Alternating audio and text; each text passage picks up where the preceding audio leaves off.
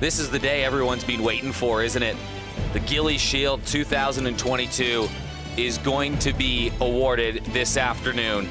We have to get there first, and boy, oh boy, is this an important game to determine who's in the final. The two best teams in the minor rounds, both teams 7-1. South Australia edging out New South Wales on run differential.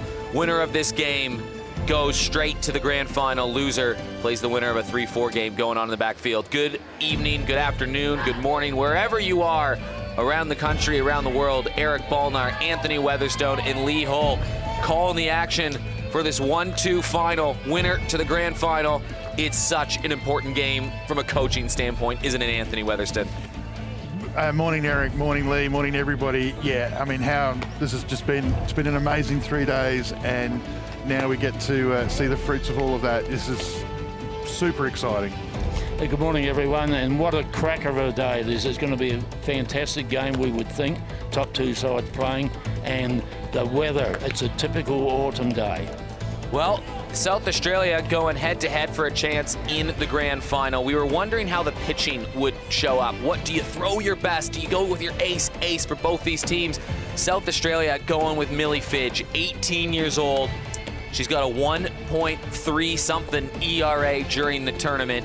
Millie Fidge starting in the circle for South Australia, off to the University of Hawaii. What a moment for her, a chance to send her state to a grand final and try to win one for the first time in 66 years. Yeah, we've been talking and speculating about it for 3 days, the management of the players, especially the pitchers in such a short tournament with 8 games in 3 days. So we have seen Yo Grau do a full warm-up down in the bullpen. So Millie Fidge in the circle. Defensively, Lana Kaesler at third, Chelsea Robinson at short, Amber Hood at second, Pippa Atkins at first, Belle White, the Olympian, catching. Sarah Tonkin in left field, Maddie Cameron at center field, Gemma Letton at right field. Leading off the game, another Aussie national team player, Shannon Keevers, start things off for New South Wales. And Keevers has been as impressive as anybody for New South Wales in this tournament. Yeah, no Michelle Cox. That's the big out in the lineup. Michelle Cox out of the lineup. We suspect that's because of an injury sustained on Sunday night versus South Australia, a game that South Australia won 9-3, but we are underway. Fidge with the ball. What a moment for her. She's a premiership player locally, Millie Fidge. I get the sense that it might be to throw the first 5 or 6 hitters once, so that Yo only gets 2 looks at maybe New South Wales later.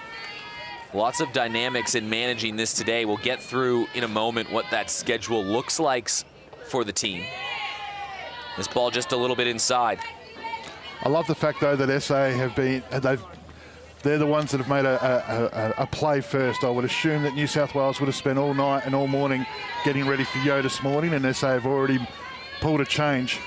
Shannon Keevers has been electric on the base pass this tournament. Puts the ball foul. Tolly Moore batting second, Taylor Titsakronis third. That's who's due up, and then Stacey McManus, the Olympian, batting fourth. But Shannon Keevers, a member of the Aussie Spirit squad.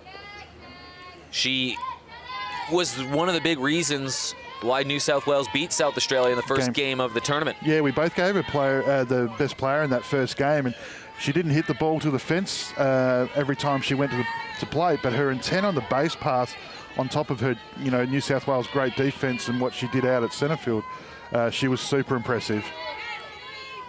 Fidge with the pitch. 9 a.m. local time start brings the count full. Keevers, just someone with speed to burn on the base pass. Yeah, she has, and it's a terrific turn at bat for the lead-off hitter. That's what you love, don't you, as a coach? Getting your money's worth. Fidge.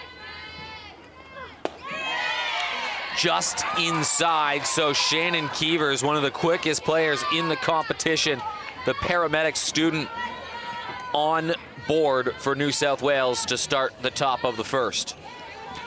Yeah, there was a big gap, shortstop and third base for SA. Robinson was defending more the middle, so you could see where Keevers wanted to go, but and they pushed her on the outside, but just missed. Good lead off by Keevers. Brings to the plate Tolly Moore. Moore puts the ball in play. Always was playing small ball here. Pippa Adkins scoops it up for SA. It's the first out, but they advance. Shannon Keevers into scoring position. Yeah, that's a super bunt by Moore. She sort of shaped for a bunt, then pulled her hands back just to try and freeze first and third, who still kept coming to their credit in Adams and Kaesler, and then she went back to it, put it on the right side. Taylor Titsakronis comes up to bat, the Olympian, just recently in the 2021 Tokyo Olympics. She's hit a home run in this tournament, the only home run that New South Wales has hit. She leads the team in RBIs with 5. She's hitting .444. Yeah, she hit that home run on this diamond on Saturday, and it was a tracer bullet. And at a crucial time, yeah, that home run too. Being one of the key leaders of this New South Wales team, there's no doubt about that. Certainly. Made her debut at the Open State Championships with South Australia back in 2013, of all the teams. She won the Rookie of the Year in that tournament and has since gone back to New South Wales, and she's been part of the team that have won the last 4 championships of the Gillies Shields. Last one in 2020 before a couple years of cancellations, and now we're here. 2.5 years in between drinks of championship level softball, and this is the pinnacle tournament in this country, men's or women's. Good change of pace there by Millie, dropped down to 81 and just Bell called her in on the inside, so Titsakronis taking the count as deep as she can here.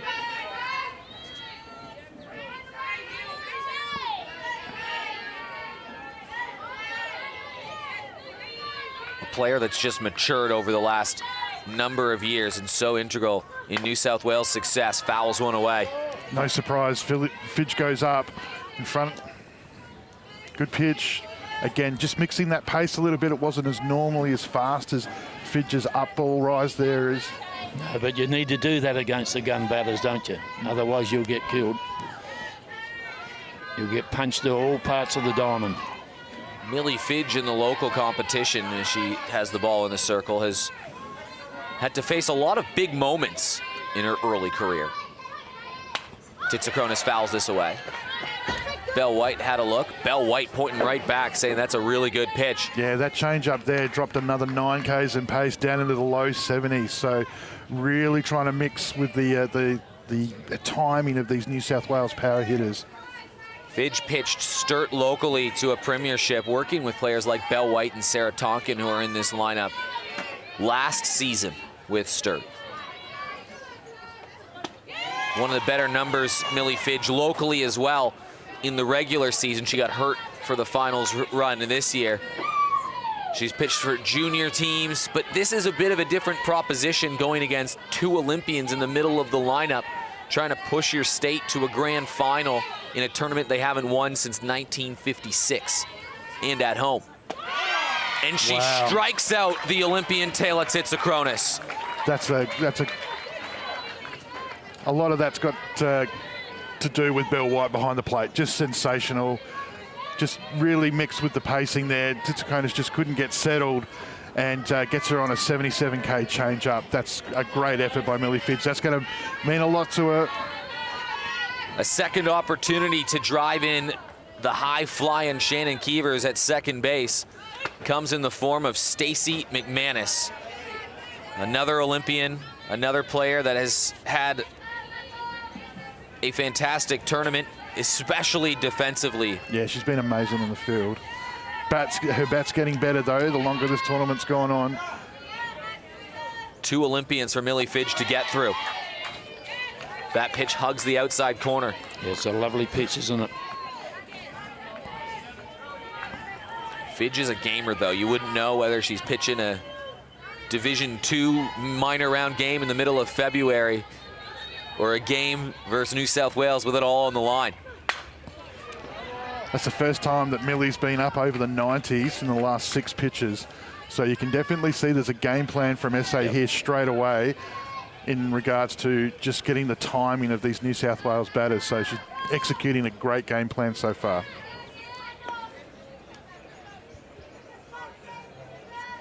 games between these two teams have been settled by fractions over the last number of seasons. So even though we're in the first inning, moments like this end up looming large.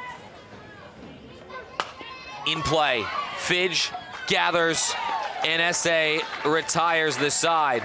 A leadoff walk, but 1, 2, 3 after that, and we are underway on Diamond 1 at Baseball South Australia on beautiful Ghana land. Now, this isn't the only game that's happening today. On the backfield, the 3-4 game.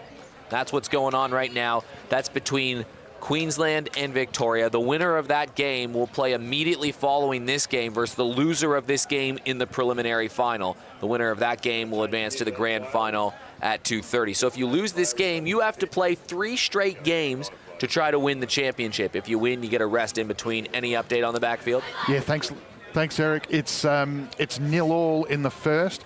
Victoria have gone with their ace in Nicole Martin, who's had a heavy workload over the last couple of days. Queensland have gone with Laura Coulter, who took that nasty shot on Sunday but came back bravely and pitched well yesterday. Yes, 0-0 in the bottom of the first. Just like it is here. Here's New South Wales defensively. Left field, Norisa McDowell. Center field, Shannon Keevers. Right field, Jade Jensen. Really busted herself on that team. Montana Cairns at third base. Stacey McManus at short. At second base is Tolly Moore.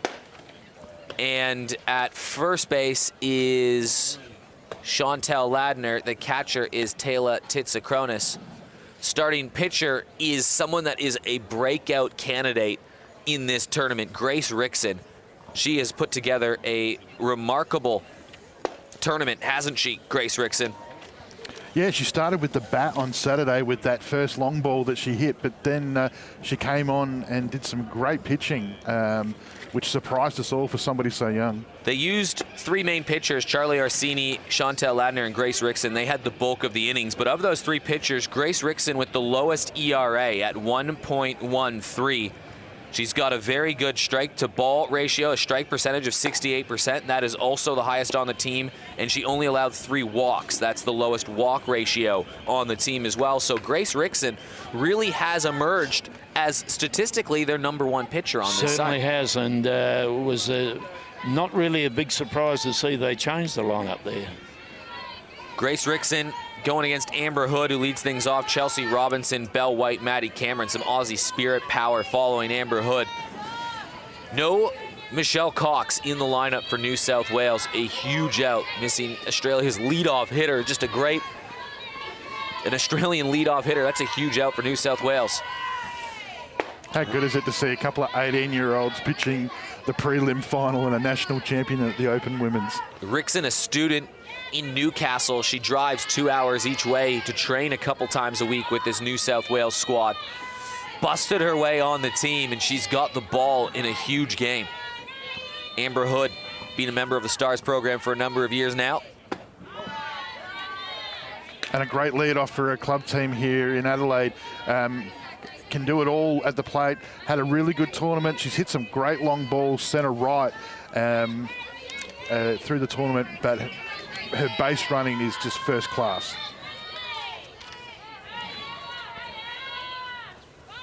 In the local competition, South Australia has got 4 of those leadoff hitters in the lineup. It's been a few different mixes of lineups that South Australia has presented. They've trialed a few different leadoff hitters, but they start in the finals. The person they started with leading off the tournament back what feels like ages ago, but it was just Saturday morning. It's always funny how it always seems to go full circle. What you start with and what you come back to, even though there've been some standouts for SA that have just sort of forced their way. Lana Kaysler's tournament's just been outstanding.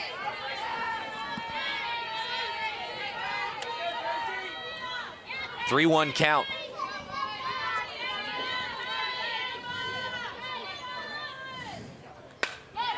Hood fouls it away. She protects that batter's box very well. Yes, she does, and the leadoff batter for SA is copping the leadoff batter for New South, filling the count up. As I said before, you love that as a coach, don't you, Weathers? Love that, getting their money's worth, you know, not just swinging first pitch and swing and a miss, Grace Rickson. What a start for her. A huge strikeout of Amber Hood.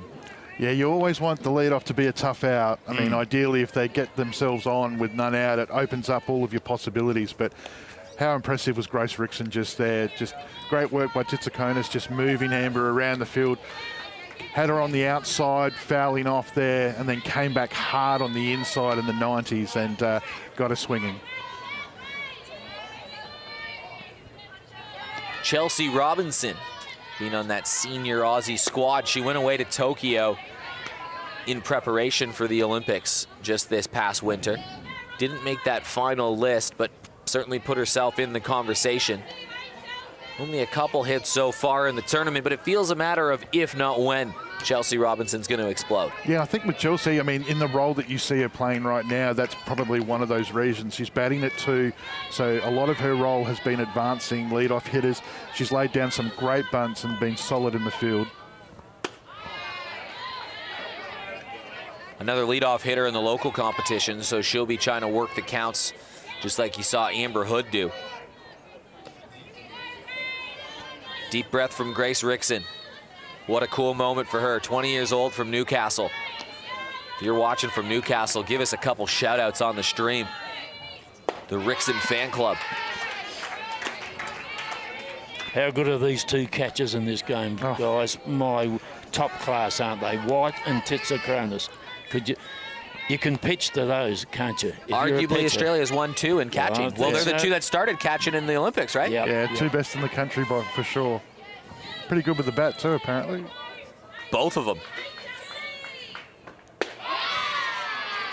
And especially with the young pitchers, it just gives them so much confidence. You might not have seen that on the broadcast just then. So Rickson's just gone in at 79 on a change of pace, but when she's throwing that ball actually sits up waist height and then breaks hard just towards the plate. It's an amazing pitch. She's thrown it a couple of times. And she gets Robinson to chase. It's a strikeout start for the kid, Grace Rickson. Yeah, they're two different pitches. There's an off-speed there, and then there's a change-up. The scary thing is, both of them are at the same pace, but one breaks much earlier than the other. And Rickson Titsakonis called that back-to-back there, and that was good enough to get Robinson great pitching. And it's so hard to readjust when you're batting. When you've got two that's very similar coming at you, and then all of a sudden one of them drops or dips. Belinda White. Standing next to each other now, run behind the plate, one on the side of the plate, the two catchers that Australia used at the Olympic Games. White hit a home run versus New South Wales in the first game that they played. It was a clutch one in the bottom of the 7th to force extra innings. New South Wales eventually won that game 3-2. That was South Australia's only loss of the tournament. South Australia returned favor the next night, giving New South Wales their only loss of the tournament in a 9-3 win. And they beat everybody else in the maximum amount. 7-1 records, both these teams only separated on run differential.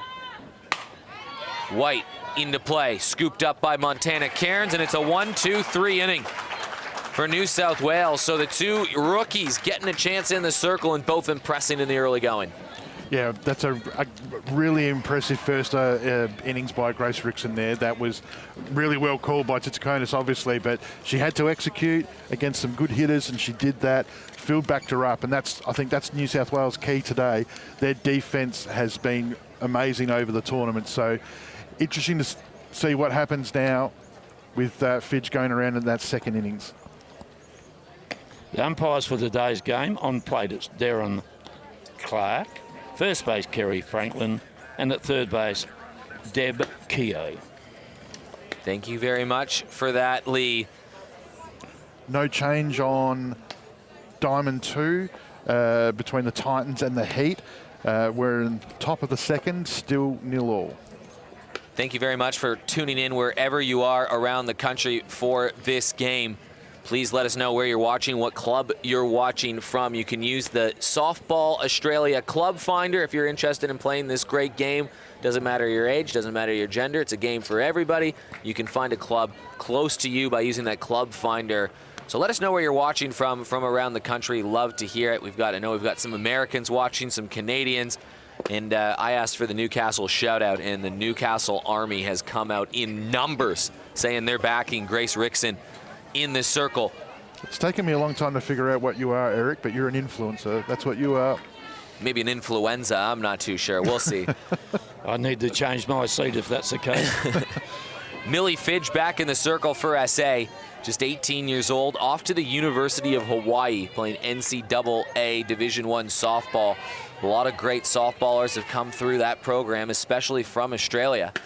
She's going against Grace Rickson, so it's a battle of the starting pitchers right now. And don't they like that challenge? Yeah, you know, it doesn't absolutely. matter whether you're young, middle-aged or old as a pitcher, you certainly like to go after the other pitcher.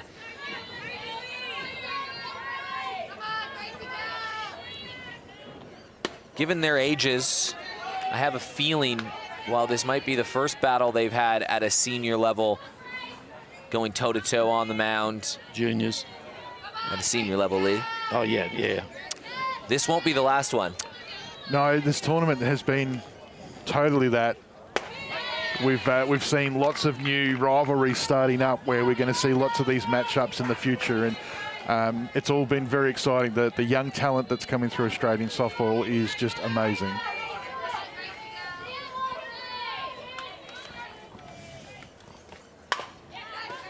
Rickson grounds it over to shortstop. Robinson scoops, fires. It had to be a bang-bang play. Pippa Adkins got down low and made the play. I love Pippa Adkins at first. She's just that left-hander with that big step out. She just takes 2 or 3 paces off of that run that you have up that first base line because she just stretches out so far, and that's a real weapon. Good play by Chelsea Robinson. That'll make her feel good. Chantel Ladner, she's got a few innings under her belt pitching.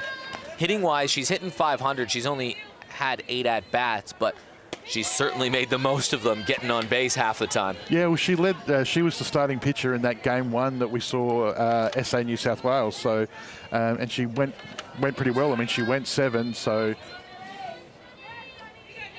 Ladner, a school learning support officer, studying graphic design right now, and she played at Utah University in NCAA in 2018. She was a pitcher there, but she hasn't been pitching the last couple of years. She was a hitter at the state championships, and that was a big milestone tournament in terms of what New South Wales was using to select their team. So she's dangerous with the bat, but coaching staff approached her and said, hey, how come you're not pitching? And can you pitch? And she said, yeah, I can. And she was starting game 1 versus South Australia and held them to 1 run through 7 innings in the starting game of the tournament. But you know she's a multifaceted player, Chantel Ladner.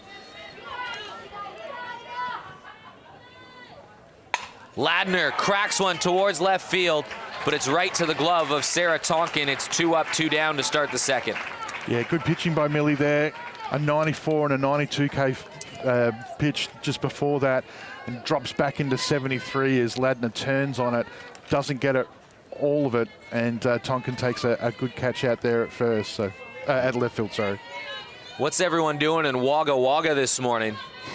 Hope they're watching Montana Kearns stand on the right side in this massive game here on Diamond 1. An Aboriginal health worker, Montana Kearns, in Wagga Wagga. Plays NRL. Former member of the Junior Spirit, Montana Kearns. So there's certainly a lot of pedigree with this New South Wales team, even though it's a different side, 9 rookies compared to last year. But when your rookies are players like, you know, players slotting in like this. Rickson and This is their second year, Montana Kearns, but you know what I mean. They're a young side, and fouls one up in the air. Belle White having a look, fighting the sun, makes the catch. 3 up, 3 down. Millie Fidge looking good. so Millie did the same, a little bit of what Rickson did in the innings before. So she threw an off-speed pitch at 80 before, and then dropped all the way back to 69. So we're seeing both catches calling a lot of substantial changes in pace to hitters that are looking to hit. So, yeah, what I was going to say, Eric, about that New South Wales team, the thing to remember too is that their lead-up tournament to this basically doesn't exist. I mean, they've had it real hard over there with obviously all of the things that are going on the eastern seaboard out there with the floods, the preparation, the weather. They've done it real tough to be able to get to where they are. And so, those pitchers, Ladner, that you were just talking about, Orsini, haven't had that much game prep, whereas the SA girls obviously have just come off their Premier League season. So great effort by them. Big shout out to everybody watching all over the world. People from SA to New York, across the world, watching this broadcast. So we really appreciate you tuning in all week long. SA will have the 4, 5, 6 batters in their lineup, and what a dangerous power 3 this is. Maddie Cameron, Lana Kaesler, Yo Grauer, arguably their most productive batters in the tournament, are going to be due up this inning versus the 20-year-old Grace Rickson in the circle. Yeah, looking forward to seeing how Rickson and Titsikonis approach this. 9 RBI for Maddie Cameron. That's somehow second on the team. That's not even team leading. And she goes bang on the first pitch. That's high up in the air. Narissa McDowell settles under it, but Cameron wasted no time and nearly got it all. Yeah. Again, off speed, but Maddie, she loves to go early in the count. We know that. So, Lana Kaesler steps up, and what a tournament she's had. She's hitting 400. That's second on the team. Leads the team in RBIs with 10. She's got a home run. One was a grand slam. She's got 3 triples. She's played some great defense. Lana Kaesler, who paced the offense in 2020 for South Australia when they lost in the grand final for New South Wales, doing it again. She was great in the 2020 Gillies Shield for SA statistically, but this tournament she's just gone to a complete another level. Real noticeable there, Maddie, as she just went off after her at bat, just grabbed Lana on the shoulder, just passed on some intel. Stars doing some great little 1%ers as a team. It's been a team effort, hasn't it? You look at yesterday for the SA Stars, the only team, by the way, this stat I'm about to throw out that's done this all tournament long. They played 14 different players in the field and batting. They brought them to the box yesterday, and every single one of them had a hit. 9 of them had RBIs. 9 of them scored runs. All 4 pitchers were used, and all of them had significant outings. They won all 3 games. South Australia, just a complete team performance. It's been sustained. That's the thing that's been super impressive. They started the tournament really well Saturday, got better Sunday, got better Monday. I mean, they've just played at a level. And New South Wales have been right there with them. Yeah, yep.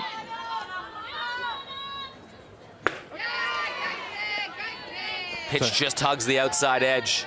Yeah, Rickson going around the edges here. They're staying away from. They're just pitching her carefully as you would with a 400 average. Well, Lana's it's that shot on the outside, that centre right shot she's been doing all tournament. Drops down to 79 there in the hitting part of the count, but Lana's sort of middle to outside on the plate. She's sort of just been putting the ball to centre right at will, line driving. But the thing to remember is she's just so powerful. You give her anything on the inside waist height, she can turn on it. And we've seen her plenty of times, Lee, hit home runs on this field. We certainly have. She's got the power for sure. And it's a strikeout. Kaesler was making her way down the first base line.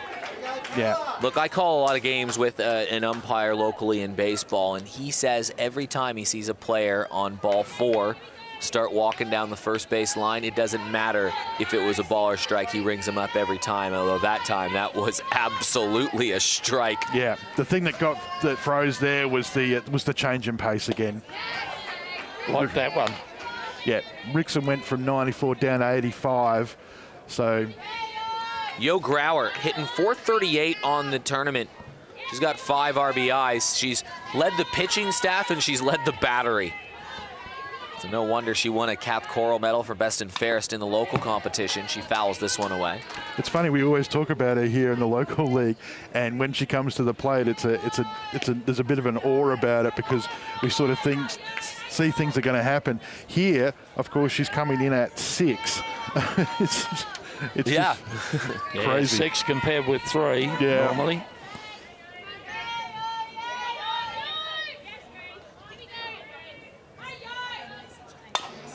Fouling a couple away, but Grace Rickson, who started up 5 for 5 with the batters that she's faced, has the last out of this inning down to their final strike. Yeah, and Yo's a batter that doesn't go down looking. Yeah. I can't ever remember that. And that's probably because she's been a pitcher for so long. They know what to expect. Same with Grace when she bats.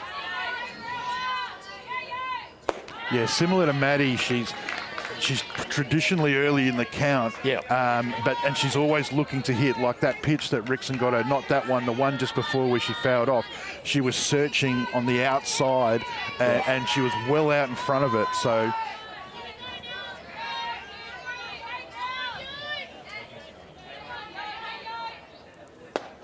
Again, the off speed, and Grace Rickson has 4 strikeouts in her first 2 innings.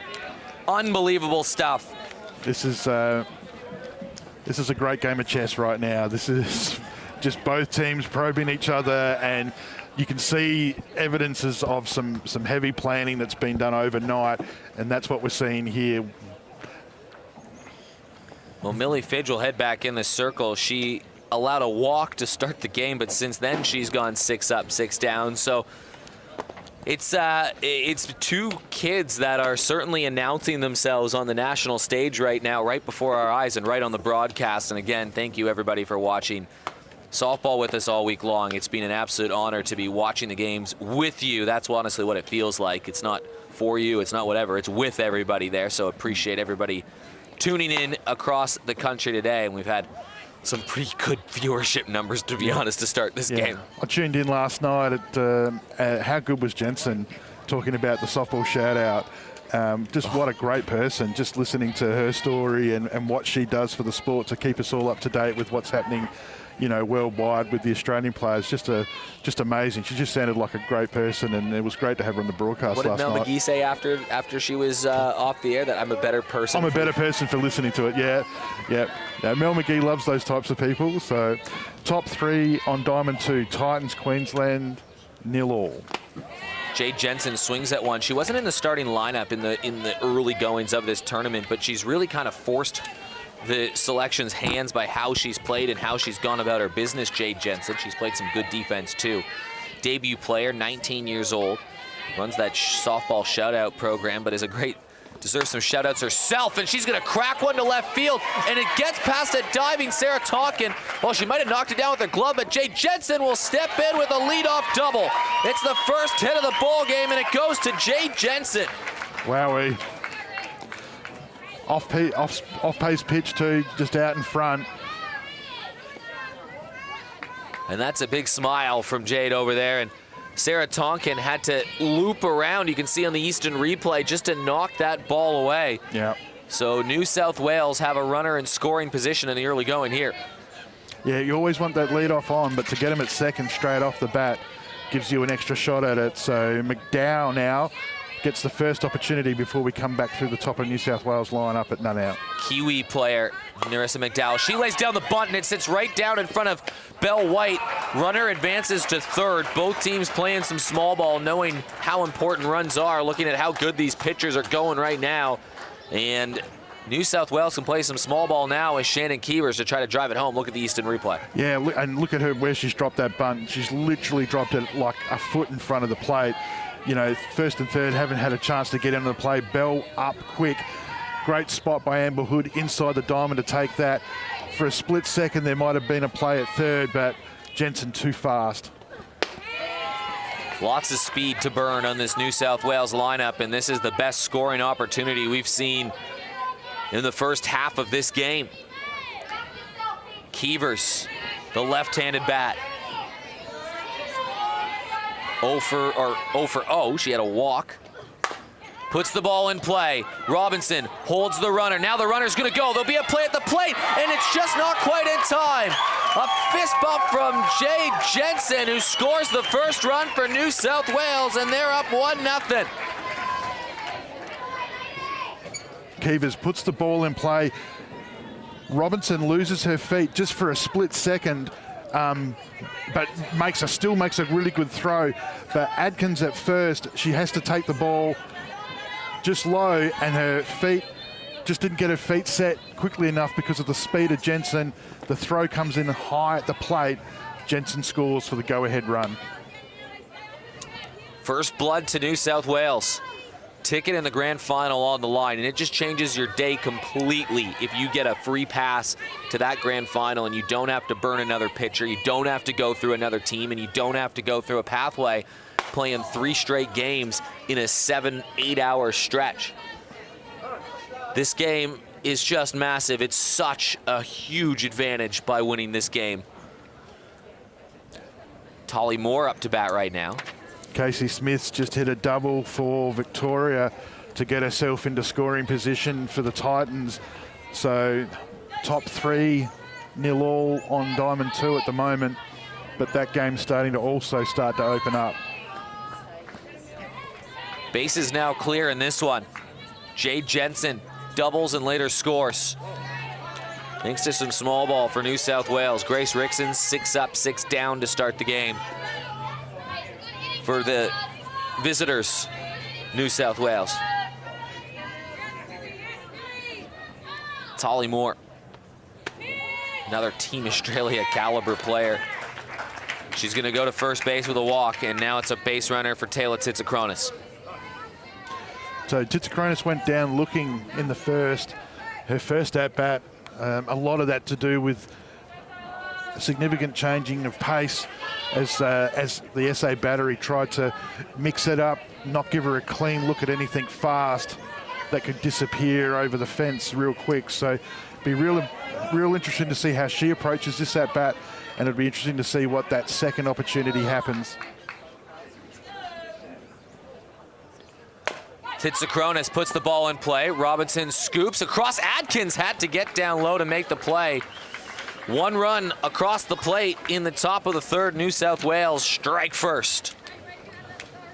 Yeah, smart play by Fidge there in the fact that she's gone off speed early, and Titsakronis not wanting to go deep into the count this time goes for the first pitch, grounds out. Drew her into the shot, didn't she, with the pitch. This is by the way, Chelsea Cohen tuning in to this game from around the country. There's been former players that have played in the local competition, former Stars players even tuning in all week. I know Jalen Ford's been all over, but how you going, Chelsea Cohen tuning in. The softball community reaching far and wide. So thank you very much. Adding those comments. Everyone loves to see where everyone's watching from. And what a way to spend it. I hope people are just like a league. I want to know like who's doing the dirty right now in terms of like they're at work, their office computers open, but they've got this stream on and they've got like this spreadsheet on the side that are open that up being like, oh yeah, I'm doing work right now. Yeah, no worries at all. But yeah, the old alt tab on the keyboard. Yeah, for sure. It's a really good hack. So I hope there's a few people that are doing that, and I don't know, people in schools. Like, I mean, I hope kids are getting in trouble today for being on their phone watching this game. Yeah, you've just had a bathroom break for an hour and a half. Why is that? Yeah, literally. Oh, I'm sick all of a sudden. The game's still going. Sarah Tonkin here to lead off the bottom of the 3rd for SA. Batters 7, 8, and 9 in this 3rd. Tonkin, Adkins, and Letton. Some of the better athletes on this team, those 3.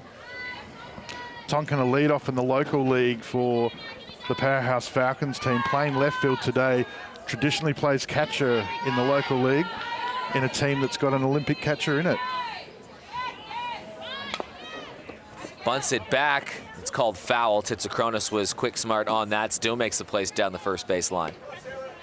Just keeps your arm warm doing things like that. How quick was Ladner at first base? You know, she was right down on that already, and so trying to catch them out, but New South Wales were ready.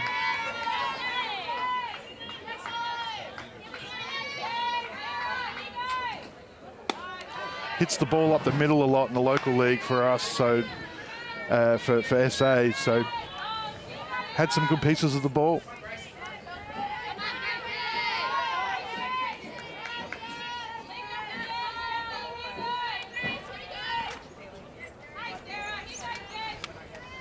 Tonkin fouls this one away.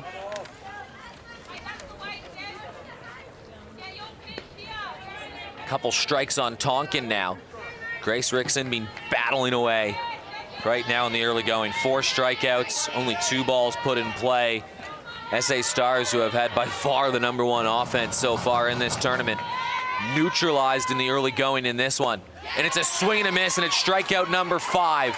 The 20-year-old debutante dealing in the qualifying final. 5 strikeouts at 7 bats. That's terrific, isn't it? I'm sure fellow New South Wales pitchers, like players like Tarney Steptoe, who I know are watching from around the world right now, playing college, must be pumped up to see. Yeah, how good would it have been if they'd been here? Wow. A New South Welsh woman doing exactly what they're expected to do at tournaments like this, right? Yeah. But how good are they going over there just quietly, you know, so. Softball shout out, Jay Jensen. Pippa Adkins up to bat. Left-handed bat, the only lefty that South Australia have in the lineup. From South Australia, going to school in Queensland right now. Had to be part of this Stars team, though. They have a very good side. You saw that. That's why they won the minor round. South Australia fancies their chances to end a 66-year championship drought today. But to be the best, you got to beat the best. And there's no question who the gold standard has been in Australian open women's softball the last half decade, and that's this New South Wales team.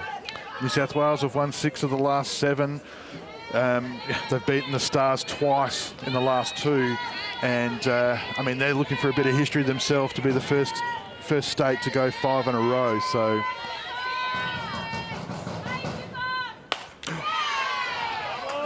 Andy Collett having to dodge out of the way down the first baseline. yeah, Rickson's just picked up her pace here. So the pitch she got Tonkin on was 86, and Adkins has just pulled that ball at 90. So what was a first 2 innings of lots of off pace, we're now starting to see the game speed up a little. Swing and a miss. 6 strikeouts in the first 8 batters for Grace Rickson. Has completely kept this South Australian lineup off balance.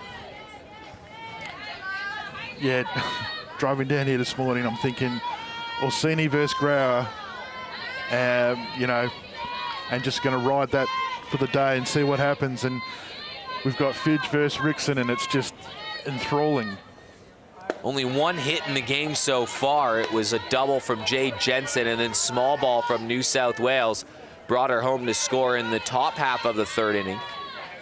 SA yet to have a base runner in this game. Gemma Letton, if she can get on, she is dangerous with the legs. And she's going to loop one up the center of the field, and it finds that soft spot, and it's the first hit and first base runner for South Australia. How fast is she, Lee? She's really quick. That's why she's named the Riverland Row Runner, or as Eric calls her, The smiling assassin. Yeah, she's both of those because she never takes a smile off her face. There she is right there with the big smile. And she gets on base a lot. 2 out. Amber Hood at the plate. Are you aggressive if you're Gemma Letton? Absolutely. I mean, in a game like this, especially, I mean, 2 out opportunity. She gets to second on a steal. You've got Amber Hood at the plate. If she gets thrown out, Amber Hood leads off the 4th. I'll take that at the moment. We'll see if Gemma Letton goes. It's a 1-0 count. I don't think she will go, really. Oh. She got to take Titsa Cronus on, and I don't think. But that's I'll be doing it. I think that's the point, though, Lee. I think. Yeah. I mean, SA at this particular point. I mean, they've had their run of the tournament so far, and they've built momentum with confidence, and we just need something to happen at the moment. So Rickson's being dominant early, so you need to take it up to him. Runner is going. Letton tries to get down, and she's tagged out. Repeat of earlier message. Titsa Cronus, a great throw. Tolly Moore applies the tag. It's okay, though, because Amber Hood will start the next inning up there. So that's why you roll the dice there. But She did it on the right pitch too. Rickson threw a 79k changeup.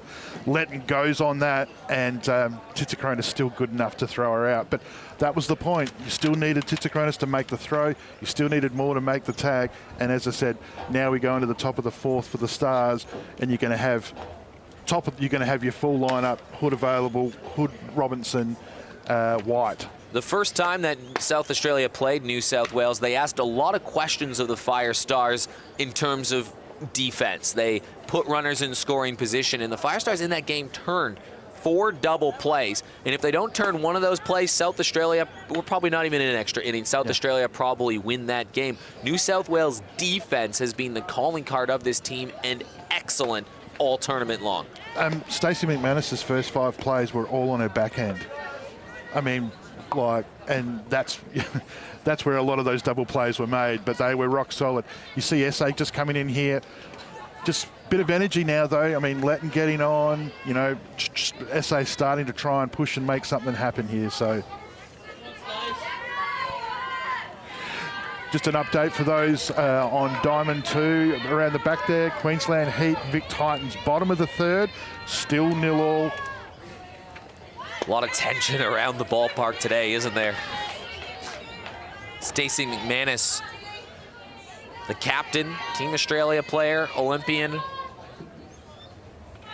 If you read out her resume, we'd be done the broadcast by now. It'd take about an hour and a half to read out. Ball in the dirt, Millie Fidge battling away, the 18-year-old. Yeah, definitely stepped up into that role, obviously with the absence of some of the players not here. McManus doing a great job leading this real young team here. Well, Stacey Porter normally has been the captain of this New South Wales team.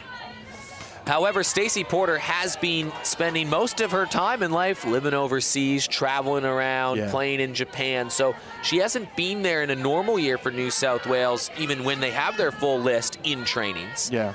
And Stacey McManus has been the vice captain, and she's assumed that on-ground leadership role. So the transition would have been seamless for Stacey McManus. And there's just no Stacey Porter, and that's a big out, don't get me wrong. Yeah, I mean, obviously, you listen to the way that the New South Wales players talk about Stacey Porter and the influence that she's had on their career. So, yeah, I mean, they're in good hands with McManus, though. Engaged in a battle with Fidge right now. Ball through the dirt, through the infield, into the outfield, and onto the base. Stacey McManus with a leadoff hit. It's the second straight inning New South Wales have got the leadoff base runner on, and the third time they've done that in their 4 digs thus far. And that's the danger now, because it opens up those opportunities. A little bit of activity in the SA bullpen. Grau has gone down and starting to roll her arm over. Rickson laying down the bunt. Bell White and Lana Kaesler converge. They let that ball go. Yep. Good early call by Bell there. She read that well. She knew that was going to roll out, so stopped Lana from picking it up. It's the experience, isn't it? Titsikronis and White. So much experience at the top level. Stands you in good stead in tight situations.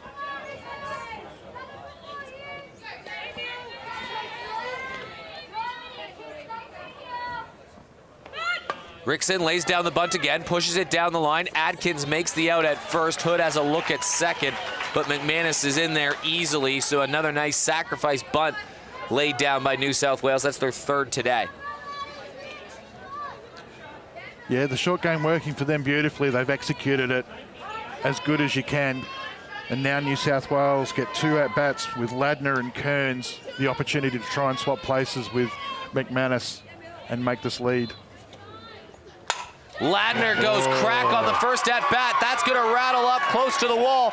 Runner is being sent home. They'll score easily. It's an RBI double for Chantel Ladner and a 2-0 lead for New South Wales. What a great shot that was. Power, wasn't it? Yeah, she just set her hands back, just saw all of it, saw the space in left and center field, just drove the ball out there, didn't try and put it over the fence. No. Didn't just try and make contact, she just found that space, and McManus scores easily with her fast wheels. They'll have a quick check-in with Millie Fidge. So South Australia in an early hole in this one. New South Wales systematic right now, getting runners on, moving them around, and now they've got themselves a clutch hit. Montana Cairns. Still only halfway though. We saw SA fall behind ACT yesterday before running them down. So puts the ball in play. Fidge has a look at second, makes the out at first. 2 down. Brings Jade Jensen to the plate, who's picked up the first hit of the game and went on to score the first run of the game. So we've still got Ladner at third and 2 out.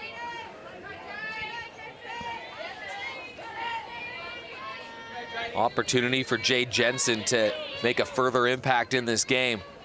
The leadoff double and then later scored. That was the first hit of the ball game at that moment in the third. Again, what's on the line? A win goes straight through to the grand final. A loss, you have to play the winner of Queensland and Victoria immediately following this game, and your path to win gold becomes having to play 3 games in a 7-hour stretch. That's great calling by Bell White. So what's happened there is New South Wales have attacked the accounts earlier this innings in top 4. Jensen picking up the hit in the last at-bat, and she's got a 78 and a 77K double change-up.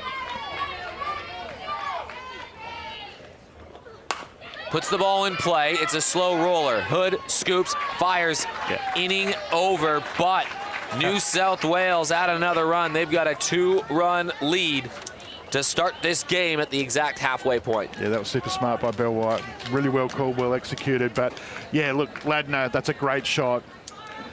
How tight is it? 2-0. Hits at a premium.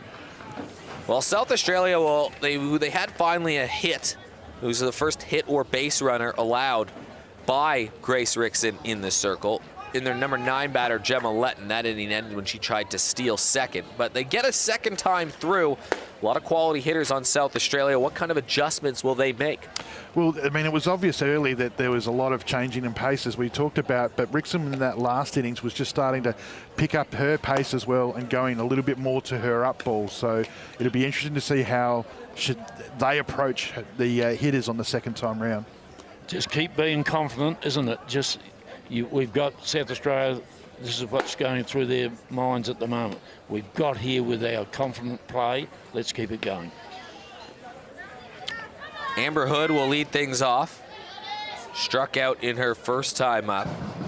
No hard feelings, though. Grace Rickson struck out 6 South Australian batters the first time through the lineup. So impressive. What a moment for her. A lot of feel-good stories on this New South Wales team. There's a lot of players that have been waiting for opportunities that finally have got one and have thrived and flourished when their number and name have been called. You see McManus there. She's gone right over at shortstop. They're defending the hole, the 6-5 hole just here, as if they've seen something that they know. Big open gap between the pitcher and shortstop for Amber to try and go up the middle.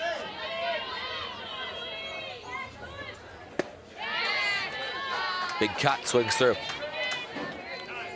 Still 0-0 over on Diamond 2, Titans and Heat. Couple of outfield shots. Steamers has just been called out at left field, and then Lemise just flied out to centre field. So they're starting to get a bit of the ball, the Titans, just hitting to the field at the moment. Big day of softball. That's the 3-4 game. You can follow all the scores and the play-by-play updates on the iScore app. You can get to it by clicking through a couple links on the Softball Australia website. Another great website for your club finder, finding where you can play this game. Play at clubs like West Torrens Softball Club. That's where Amber Hood plays. She also played at Seacombe and the Hills. Pitch inside. One of the country-connected players coming from Mount Gambier. Yeah, we talk about Grace Rickson having to drive 2 hours, but for a long time, the Hoods, 4 Amber hours. and Georgia, were doing it 4 or 5 hour drives. Yeah, it's a long drive, isn't it? It's a longer drive going home if you got beaten, I'd suggest. Yeah, I can't imagine what some of those car rides. The Hood sisters and their mom played coach together for a long time. I'm sure if they lost a game and it was a close one, I'm sure some of those car rides were interesting ones home. Yes. That's a 5-hour debrief that I wouldn't want to have as a kid. I can assure you of that. So I remember saying to her mother, Tanya, one day after a heavy loss,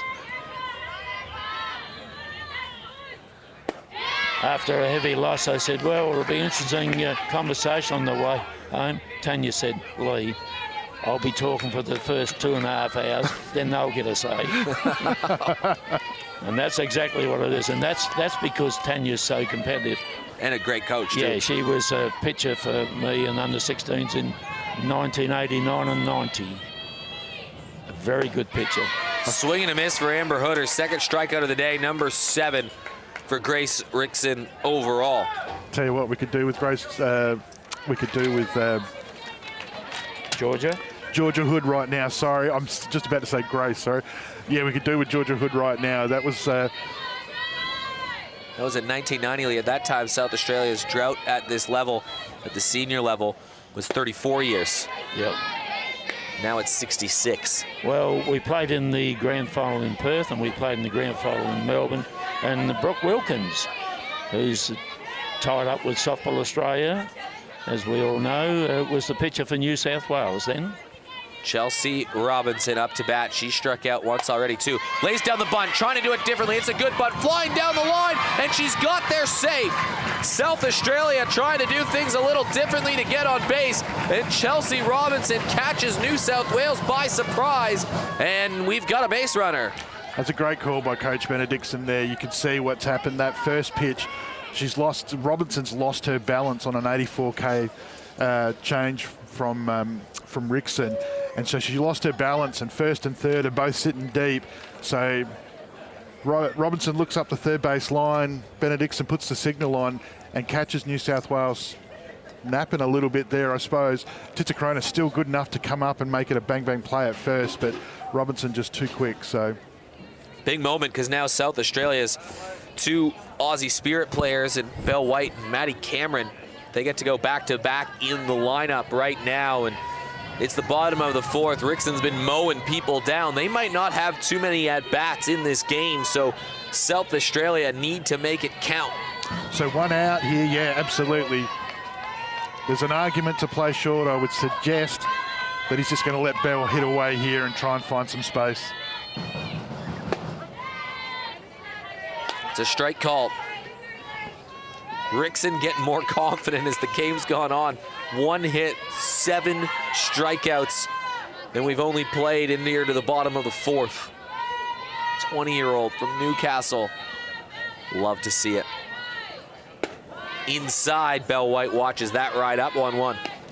Yeah, the advantage that Rickson's got here is that she's so confident in the defense that's around her and so confident in the catcher behind the plate that all of her focus at the moment is purely on the execution of her pitch, and she's just doing a masterful job of that at the moment. Yeah, excellent point, Weathers.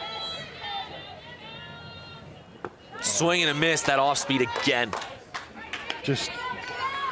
That's just great work.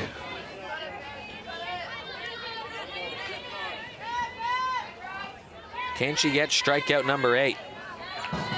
Can she do it versus an Olympian with a runner on base in a game to get her team to a grand final? Oh, it hits her. Belle White in the walls. That's the first missed pitch we've seen from Grace Rickson today. Titsacona's just asking Blue here about whether or not she's just lent into that. I'm not entirely sure who leads into an 89k pitch. Not me, I'm sure of that. Arm guard or no arm guard, that's there's nothing funny about it on the elbow, I can tell you that. Titsacrona's pretty adamant about it. She's still having that conversation. But here's a look at the Eastern replay. Yeah. It's important, though, in the sense that now we're 1 out and we've got runners at 1 and 2. So runner in scoring position for Maddie Cameron. 9 RBI in the tournament. She could go with a 10th right here, couldn't she? Well, we're going to see the adjustments that SA made. Have they made an adjustment from that first time round? They've been great all tournament in communicating what they've been seeing and what they got last time. So she made good contact on her first at-bat, flying out to left field in the second. And this is the first time that Grace Rickson has been under pressure in this game. Off pace, just sat up there. Maddie good enough, smart enough to stay off of it, but if that just shows you a little bit of the pressure starting to fall in there. Probably the first pitch that she hasn't executed. Cameron goes off the third baseman. The runners will advance. It's going to be bases loaded. That's one that you kind of gasp at a little bit. It was nasty, wasn't it? So the game will... Montana Kearns, it's hit her in the... Now, Montana Kearns, by the way, the scouting report on her, she is like the toughest player going, but that gets her on the side of... Oh, no. It seemed like it, as a line drive off the bat, that it didn't go as fast as some of those ones that you see. It still went fast enough, but she just sort of went up for it, and it just went on the inside of her glove and just caught her right in the cheek by the look of it. No, that's got to hurt. Oh, no. Great camera angle by Spacequake Sports for... Yeah, that would be not great. Oh, that's got to hurt. And New South Wales already has the injury bug bite them. Michelle Cox not playing this game. She's hurt as well, as far as we know.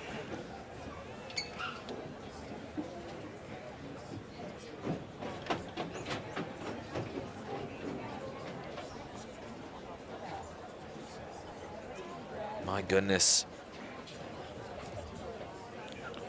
You'd think she'd have to come off, wouldn't she?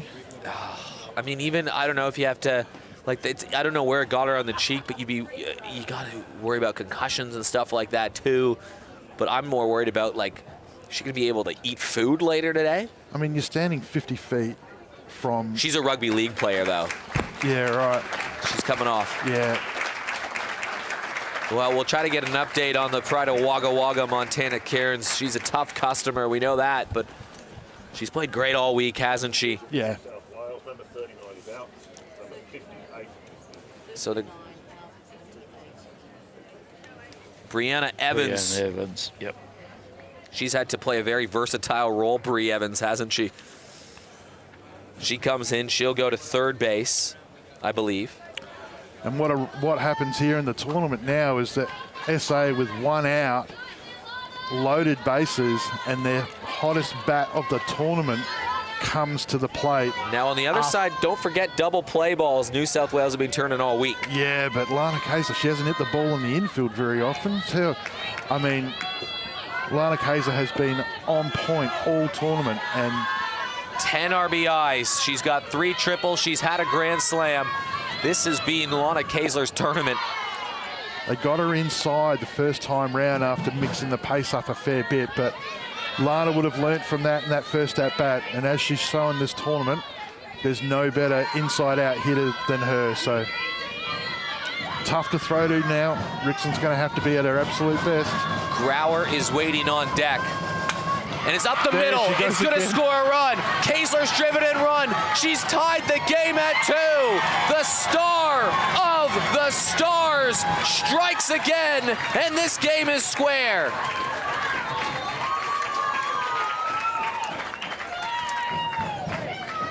Wow. I mean, Rickson dominant for the first 3 innings.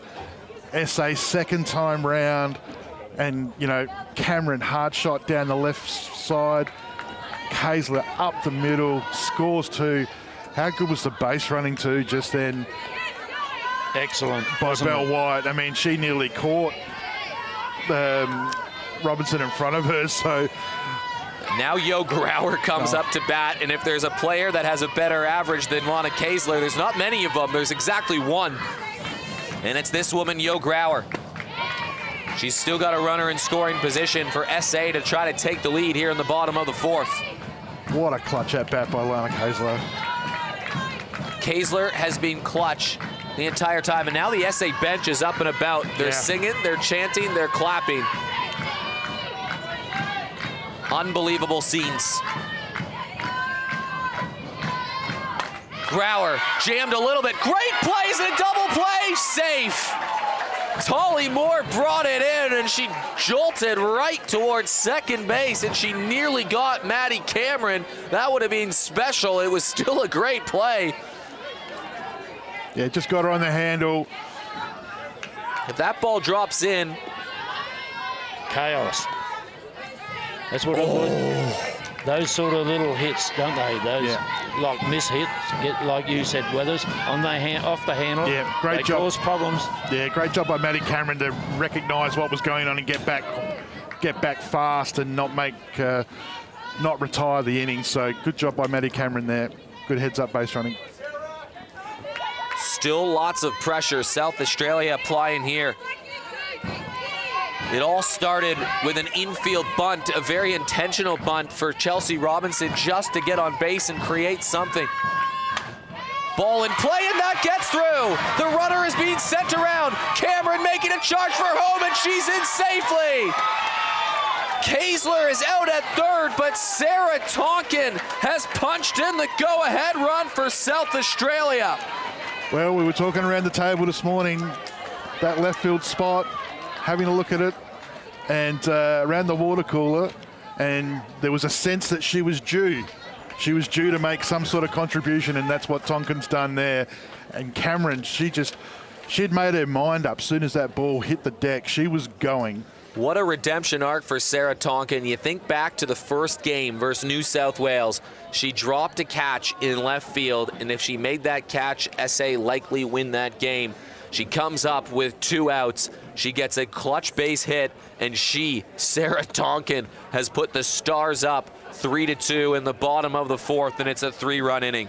Just so impressed with SA's base running there. Like Maddie Cameron, super fast, but you know, that's old school. That's Linda Martin's, you know, that's her base running philosophy back in the day, was you want left field to pick up the ball, field the ball, throw through a cutoff. The cutoff's got to take the ball. She's got to then turn around and make the throw.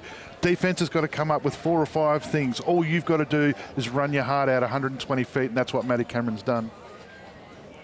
Narissa McDowell will lead things off. Now the pressure has changed and put back in a New South Wales court.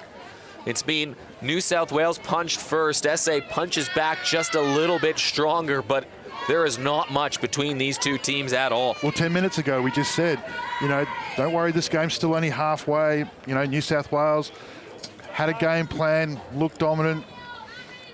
Now, it's going to be super interesting to see how SA approach this part of it. Narissa McDowell leads things off for New South Wales. Then it's the 3rd time through. You gotta wonder, is Yo Grauer waiting in the wings somewhere, not wanting to face this New South Wales 3 times through? Well, watching her warm up in the bullpen before, she wasn't just rolling her arm over to be loose. She was throwing rockets.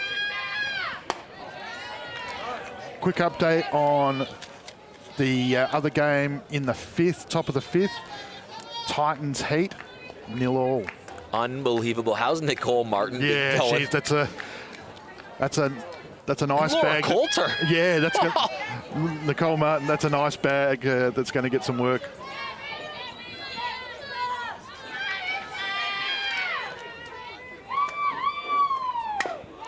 Ball just fouled away.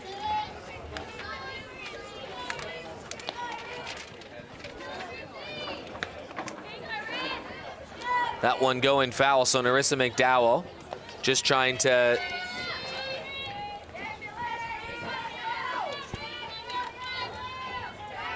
get back on base and respond to the shot that New South Wales has given. Well, McDowell's number 9 for New South Wales, which means the dangerous Shannon Keevers is on deck. So New South Wales picked themselves up a lead off here. They're going to have the top of their lineup to try and square this game away. And a gritty at bat so far. 3-1 count. Well, the tying run is back aboard, so New South Wales trying to get some mojo going, and infield will come in, and they're going to let her keep going. Well, this is where Coach Porter's had those tools, and it's, you know, it's a shame for them that obviously Michelle Cox isn't here in their leadoff spot, but Keeva's more than an adequate replacement. She's a triple threat. You don't know if it's going to be a bunt, slap, run, hit. You can see the defense sort of stuck, trying to figure out which one it's going to be.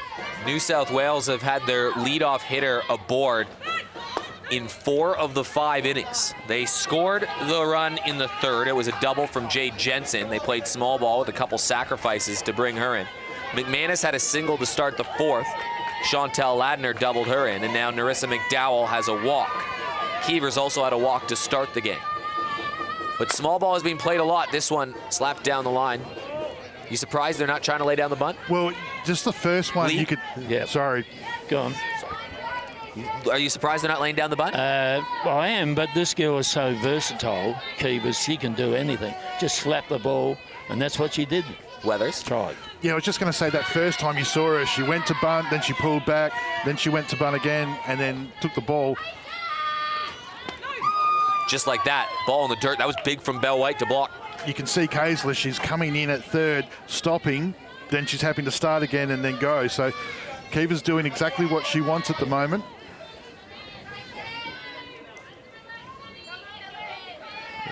When you're a really good left-handed batter, you put a lot of doubt in the infielder's mind, Yeah. don't you? You certainly do. Narissa McDowell lays down the bunt. There it is. It's right back to Fidge. It's a close play, and it's safe. It was a good job from Amber Hood to try to bring that one down. But just like Chelsea Robinson did for SA, it's a bunt single for Shannon Keevers. There's some speed to burn, and now SA gonna make a pitching change because New South Wales have no outs and runners on first and runners on second. And Millie Fidge getting a very well-deserved round of applause for the job that she's done for her team today, taking them into the fifth. Just a super effort for an 18-year-old against arguably, you know, the gold standard of softball in the country. So just Shannon Keevers, that bunt, you couldn't have asked for it. If she could have literally walked out onto the diamond and put the ball down on the dirt where she wanted it to, that's exactly what she did. She put it between third and the pitching circle, just far enough away for third to have to double back and go back and cover her base. So the pitchers had to come off and get it, throw just a little bit high because of the pressure that Keevers puts on the base path because she's so fast. So New South Wales not going away quietly. Yeah, as we said before, guys, a left-handed player of her quality that can run causes big problems in the infield.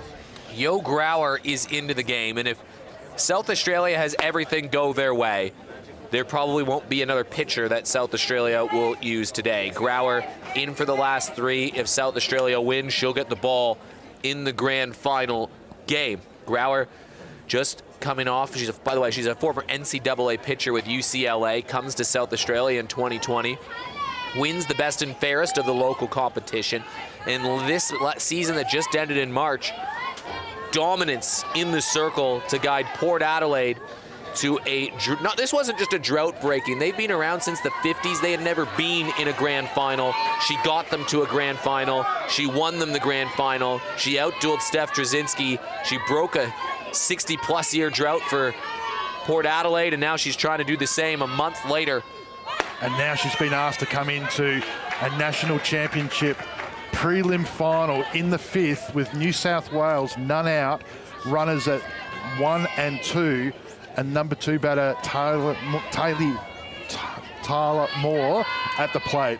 14 innings pitched. For Grauer, it's in the air. Couldn't make a play. She's got a 64% strike rate. She's got an ERA of 1 in her 14 innings, so she allowed just the 2 earned runs. One of them, though, came versus New South Wales in that she went toe-to-toe versus New South Wales. Yeah. Lost an extra innings in the first game. It's a super tough ask, and even tougher is the fact that the super dangerous Taylor Titsakonis standing on deck. That fouled away. They've managed Yo Grauer well, haven't they? She pitched 8 innings in the first game of the tournament. That was 7 games ago. Since then, she's only pitched 6 innings in the last 7 games, so she can be fresh for today. Yeah, if you'd said to Yo at the start of the tournament, we need you to pitch 8 games straight to get us to here, she would have done it. She would have done it. But they've managed her beautifully, so. Big moment here for Tolly Moore. Runners on first and second, trying to punch back New South Wales. She swings at a pitch up high. It's in the infield. The runners will not advance, and Amber Hood will make the out. Infield fly rule. Now is the key cogs in the lineup. Olympian Taylor Titsakonis, who's gone deep already in this tournament. McManus will follow. These are the batters you circle in the lineup for New South Wales. And Titsakronis can give New South the lead right back.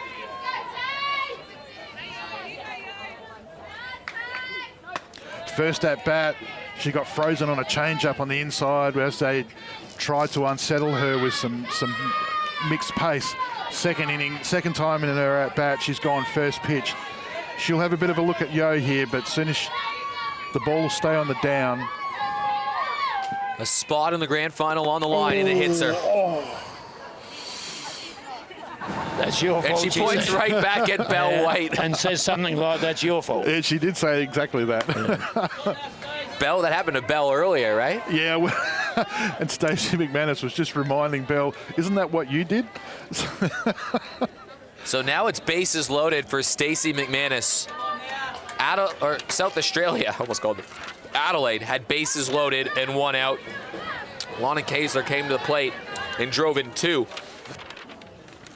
Now bases low, wow, far out. This is the same scenario. Same scenario, because after McManus, you've got Rickson and Ladner, who have both been hitting well, especially through the tournament, and Ladner obviously with that shot, that double today. So we'll take a breath quickly, because Diamond 2, unfortunately, Titans heat.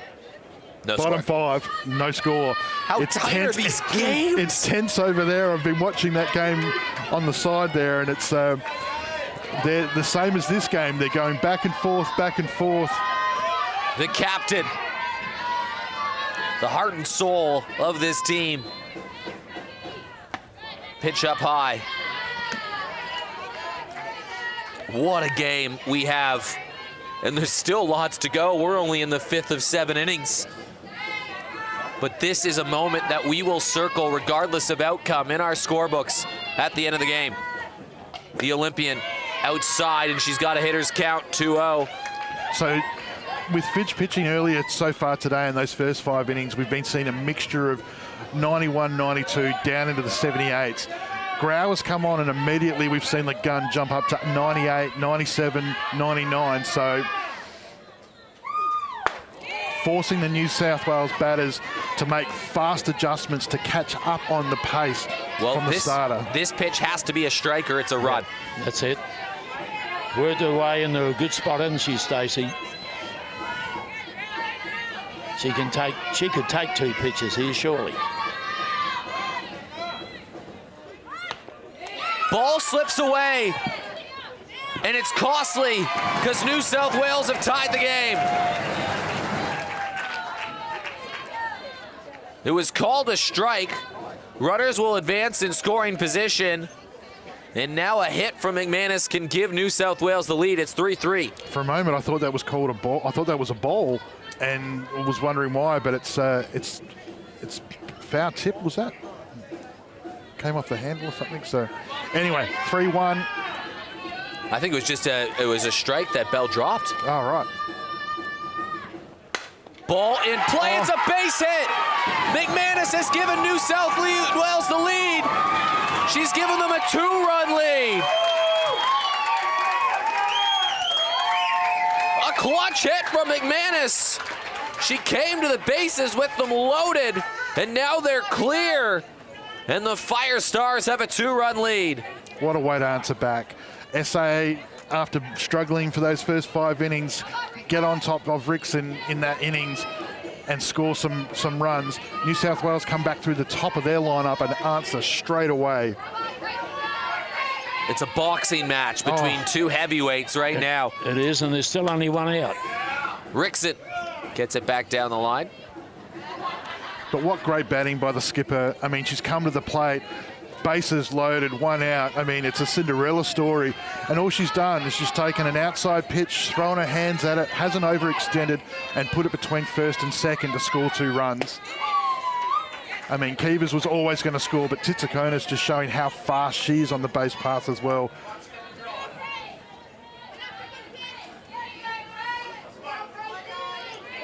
A 5-3 game right now, New South Wales over South Australia.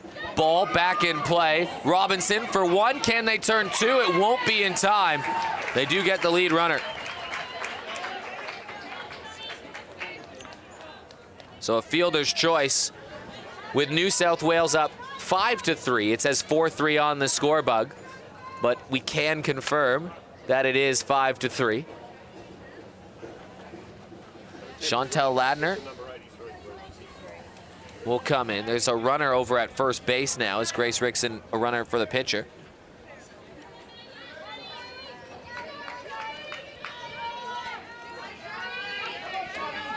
Wow. We have a 0-0 game in the back. Yeah, but there's bases are bulging over on Diamond 2. Queensland have got base runners on first and third. Whitefield at the plate. I'll tell you what, nobody really wants to play a team that's going to be feeling good about themselves. That's what's on the line. You win this game, you're in the grand final, you get a rest for a few hours. You lose this game, you have to pick yourself back up after what would be a devastating loss. And play a winner. That is just feeling great about themselves. Right, yeah. Well, Martin's thrown 79 pitches on the day, so already a lot of work for the Victorian number 1.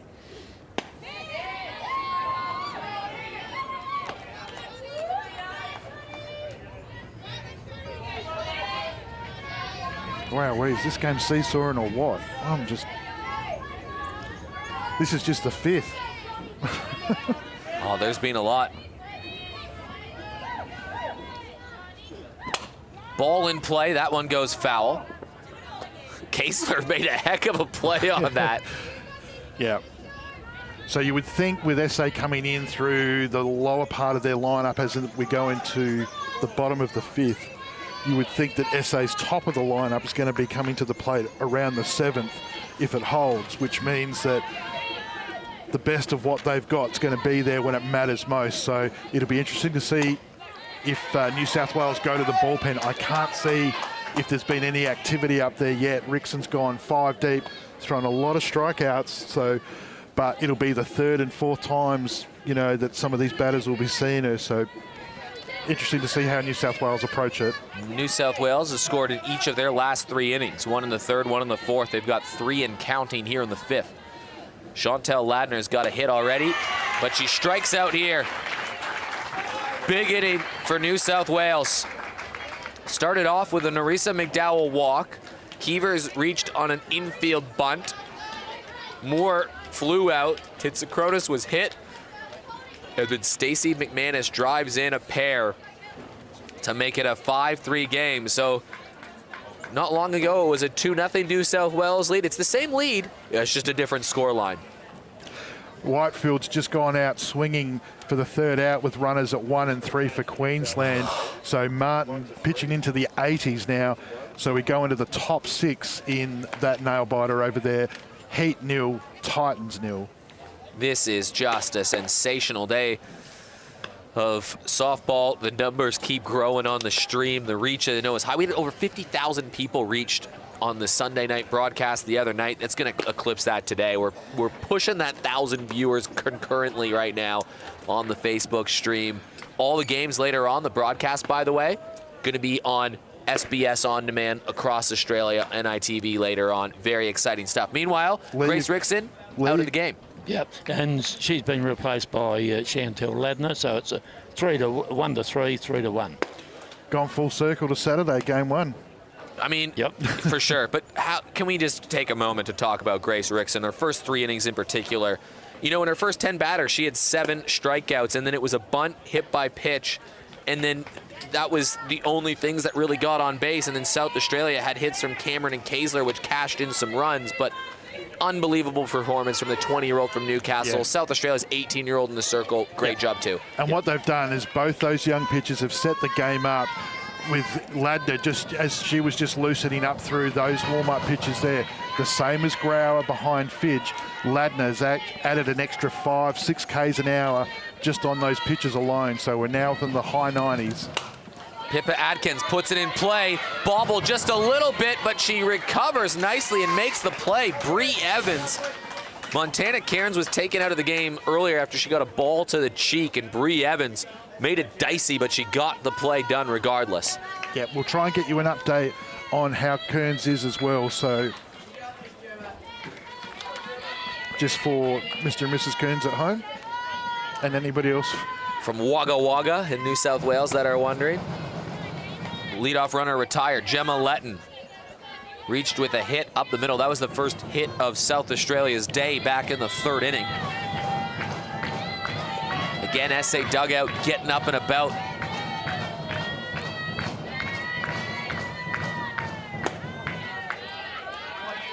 She's been a special player, Gemma Letton. What a big month she's had. Open Women's Baseball Championships, Open Women's Softball Championships, all in back-to-back weeks pretty much. And then, she's next week over in Melbourne. Thursday. Tomorrow she leaves to go play in the ABLW Women's Showcase.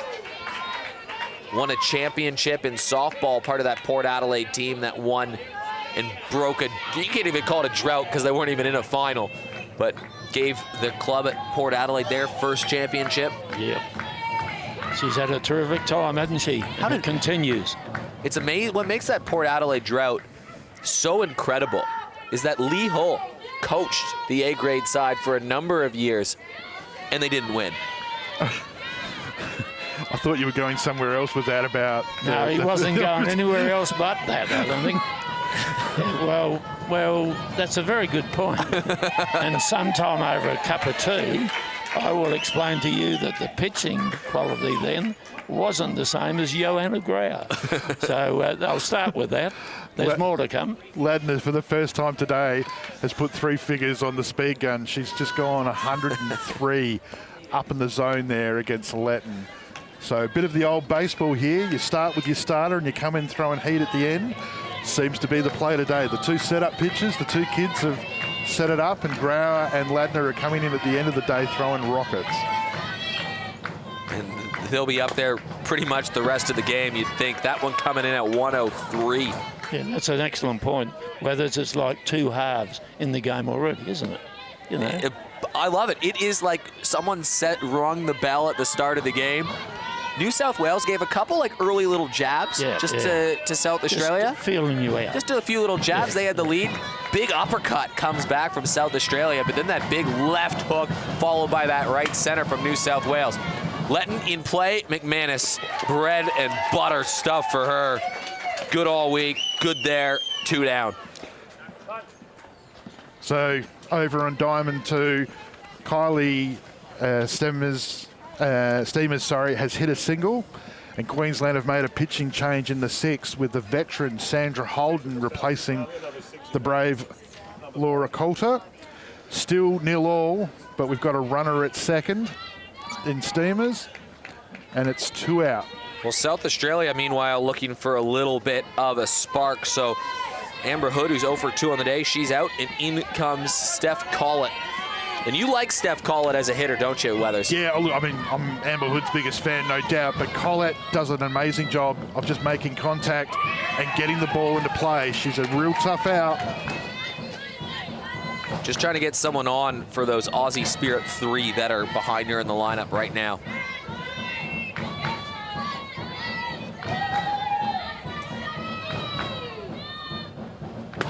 Ladner delivers.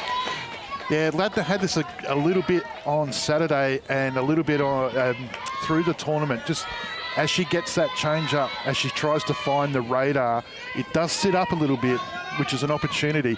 The thing is, the gap in pace, and there it is again, the gap in pace between her fastball and her rise versus the change up, it's 30 Ks.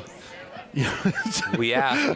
So it does. It takes her a little while to find that range and get that change up low and away. So she's just got to be careful that one of those changes, especially with some of the hitters to come, White, Maddie, Cameron, and Kaysler, that they don't sit.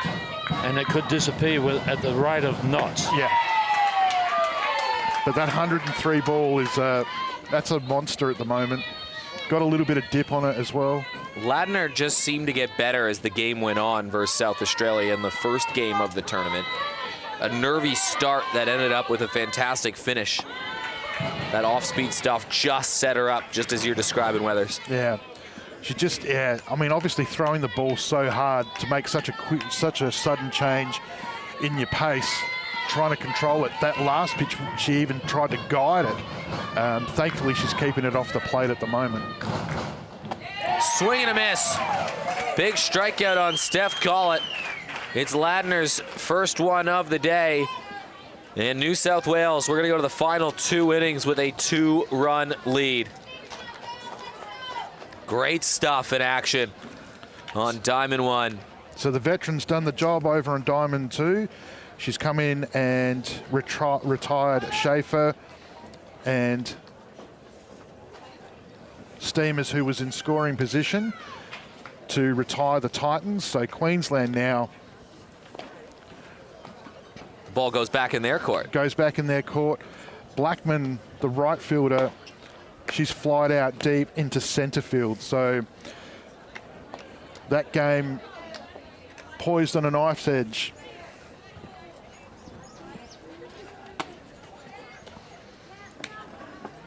I think Grauer will be better for that first innings. So traditionally a starter in the local comp here. So she normally gets to go through warm up and get the hitters fresh at the start. So coming into a game in the 6th wouldn't be said something that's super common to her in that regard, but I think you'll start to see her get a little bit more control on the ball in this innings. Yeah, the penultimate innings, isn't it? Second to last at this stage of the game. It was a Could go further. Could go, yeah, like we did in the first game, but it was a scoreless first 2 innings. New South Wales, on the backs of a Jade Jensen double, scored in the 3rd inning as Brianna Evans comes to the plate. In the 4th inning, they added another run when Stacey McManus had a leadoff single, and she was brought in by a double from Chantel Ladner. South Australia got a party started thanks to a bunt, an intentional infield bunt from Chelsea Robinson. Bases were later loaded. Big shot from Lana Kaesler helped drive in a pair, and South Australia had a 3-2 lead. And then in the top of the 5th inning, New South Wales responded with a bases loaded situation of their own, and Stacey McManus took care of business to make it a 5-3 game. Grauer and Ladner both in the game, and now we've got 2 to go and a spot in the grand final on the line. Bree Evans came into the game for Montana Kearns just a couple innings ago after she received a ball off the side of her face. We really hope she's okay. Michelle Cox also is out of the lineup, also due to injury. I think that's due to injury, Michelle Cox. We'll get into injury update shortly, but Yo Grauer with her 2nd strikeout gets Bree Evans down.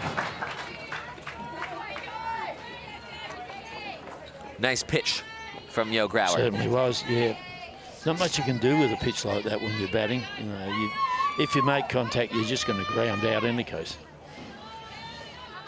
Jade Jensen, 1 for 2 with a double. That double came in the 3rd. She later scored. Swings at the first pitch, chopped foul away. That one coming in at 94 kilometers an hour on the gun.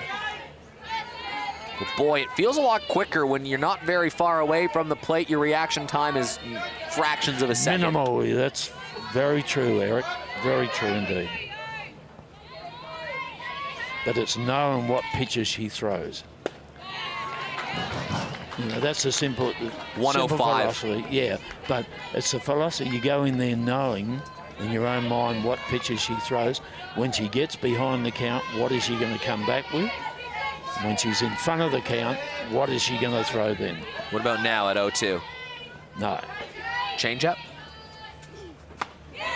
95 up high, and it's the 3rd strikeout for Yo Grauer. I tell you what, she's got terrific changeups. I think she's got 2 variants, but we haven't seen much of them.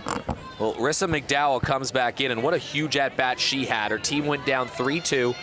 She had a patient at-bat, worked a walk, got on base, helped start a rally for New South Wales, and is one of the reasons they're up. She was the tying run. She steps in. Grounded right back to Grauer. SA's going to have an easy 1-2-3 inning. After the last 3 innings New South Wales had, they scored. That one a simple one for SA. and they'll leave it to the top of the lineup in the 7th, and SA will get back to work with 6 outs to play with. Yeah, you saw Grau going high up in the speed count there. So, again, it's that change, that extra speed at the end of the game where the hitters are happy to make those adjustments. Just for the New South Wales fans back home, I've just been into the New South Wales bench, had a quick chat with the physio in there. Montana Kearns, okay, got a big ice pack on her face, so obviously on the cheek. A shiner, as we call it.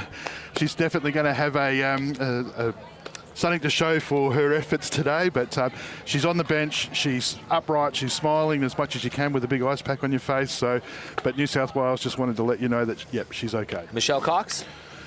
Oh, I didn't want to push. Not playing in the game? No, I'm in neutral colours here today in that environment. Really? I didn't say who I wasn't barracking for. I just sort of... she's injured, we presume. Yeah, or niggle. She got a niggle of some sort. Yeah. I did get a... Who are you, by the way?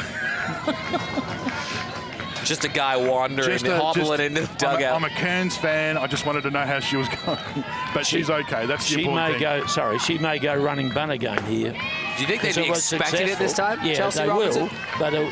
But she was successful doing it. I know it was a surprise then. Well, the last time she did it... Have a look how deep the first base player Well, the last time she did it, first and third with different players. Yeah. That's true. Grace Rickson now at first. Bree Evans at third. Nice play from Bree Evans across the diamond and couldn't make the play. Robinson is going to scamper over to second. SA will have a runner in scoring position. It was a great pickup from Evans. Rickson couldn't quite bring it in, and now SA have applied some pressure again.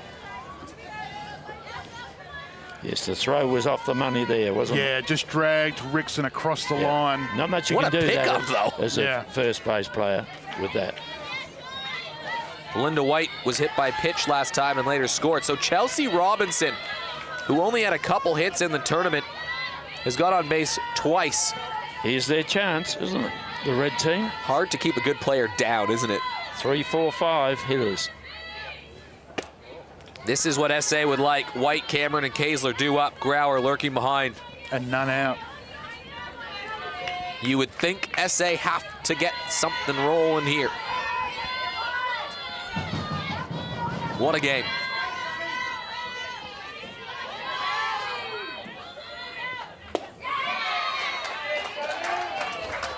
It's a strike and a good pitch from Chantel Ladner, 103. White looking for something to drive. The guns are up for South Australia. The question is, are they loaded?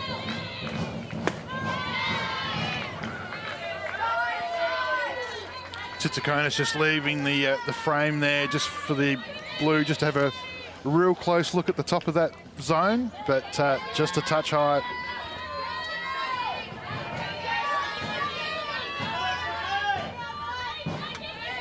Slow clap building from the Stars dugout.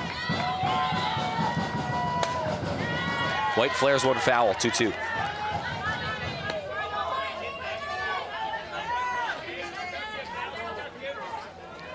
Is it possible for the tension to have picked up even more? Well, the tension should be there because the Titans have just taken a 1-0 lead over the Queensland Heat in the 7th. Nicole Martin having the game of her life right now. Casey Smith has hit a sacrifice fly to the right fielder, and Galinka scores. Wow. Galinka, the track star, originally from Ukraine, using the speed to score, but Nicole Martin, the ace of that Victorian staff, just 23 years old, a workhorse. We knew she would have to be big in this game for the Titans to have a chance. She's got one better. It's taken an hour and 36 minutes, but there's a run on the board in the other game.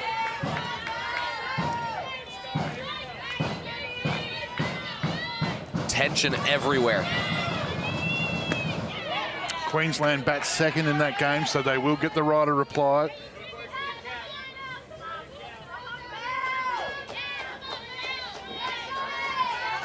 Scored on a sac fly, right? That's right. To Casey Smith. Full count on Bell. Runner in scoring position. SA trying to cut the lead in half. Up high, and Bell White walks. Discipline Tying, at its best. tying run at first, and you've got the SA's 2 long ball hitters of the tournament at the plate, but scarily for the Fire Stars, none out. Now, the last time I said that runners at 1 and 2 and there's none out, and Maddie Cameron was at the plate, and I said that she should bunt, she hit the ball 245 feet over left field, so I'm saying it again right now.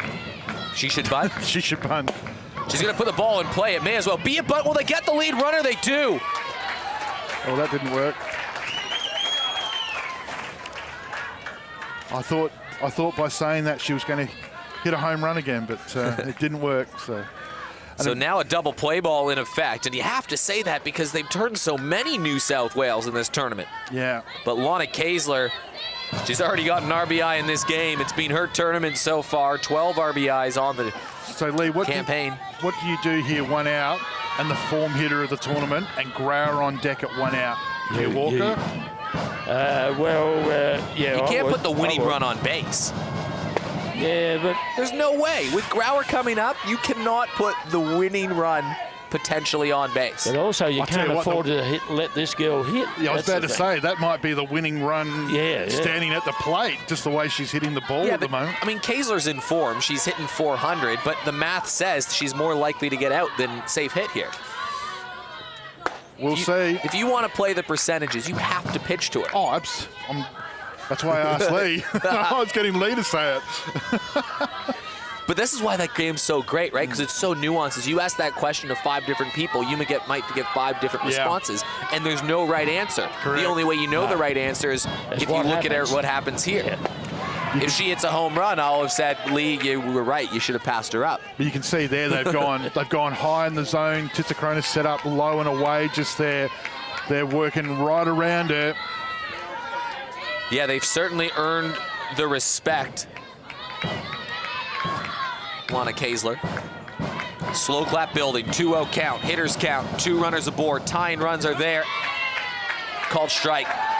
Free hit, as I call it, 2-0 count, because the pitcher has to back off, sits it up there, that would have gone then. Yeah, you can see Titsakronis had set up on the outside there. Just clipped that back corner at 99 k's an hour. Yeah. But it sat there to be hit. Kaesler with 2 RBIs already today. Lee, nothing sits there at 99 k's, man. That's a fireball, dude. Well, it's a hittable ball. Pitch. Okay. Hittable pitch. Well, the way she's seeing the ball at the moment, everything looks like a watermelon. That's true. But You could throw it 6 feet outside and Kaesler's probably getting the hit. But I think you're missing the point here, Weathers, but that's all right. Oh, okay. No.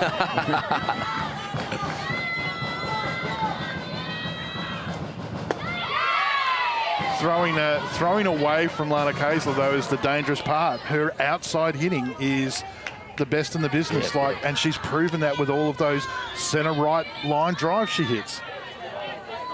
Full count, 1 out, 2 on. 2-run game. Huge pitch for Chantel Ladner in New South Wales. Bases loaded, 1 out. Grauer to the plate. Well, the old saying goes is you can't defend walks, and there's been 2 straight walks. And McManus had an opportunity with bases loaded, 1 out, scored a couple runs. South Australia earlier had an opportunity with bases loaded, 1 out, scored a couple runs. Now Yo Grauer, It was Yo's birthday on Sunday. Let's see what she wished for. well, she's going to score 1 run. Will she score 2? There'll be a play at the plate. South Australia have tied it up. The power of Grauer. Unbelievable. How good is it? Softball's going to be the winner today. Can somebody get a pulse check on James Harris, please? My goodness, Yo Grauer with 1 out have tied it up, and now Sarah Tonkin, who's got an RBI already, can put her team in front and then 3 outs away. If South Australia score another run, they only need 3 outs to get themselves through to a grand final. South Australia, what's on the line today? They're trying to end a 66-year drought. New South Wales, they're trying to end a 2-year drought, but that's only because the tournament got canceled last year. They've won the previous 4. 66 years. That's a fair time. Tonkin in the air, that goes foul. Lee wasn't even born then. Well, we were talking earlier today that Lee has seen a lot in softball, but he hasn't seen South Australia win a Gillies Shield. No, I'm a bit disappointed about that, guys. Well, they're doing their best to fix it up for you today. It's not for me, mate. It's for the state. And James, they go through the grand final. James, he's going to need a cup of tea, isn't he, or something stronger? Yeah, he needs a minder today. Tonkin being clutch already today, swings through it. 2 strikes. Kaesler at second, and she can run.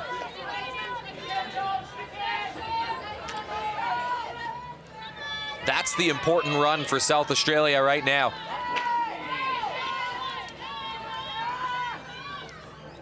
In play, McManus can't field it. A rare one gets by the Olympian. And the bases are loaded again. And there's a lot of clapping going around at West Beach because there's a lot of noise coming from Diamond too, because Rihanna Kemp has just flied out to the second base. Carrie Pritchard. Titans 1, Queensland 0.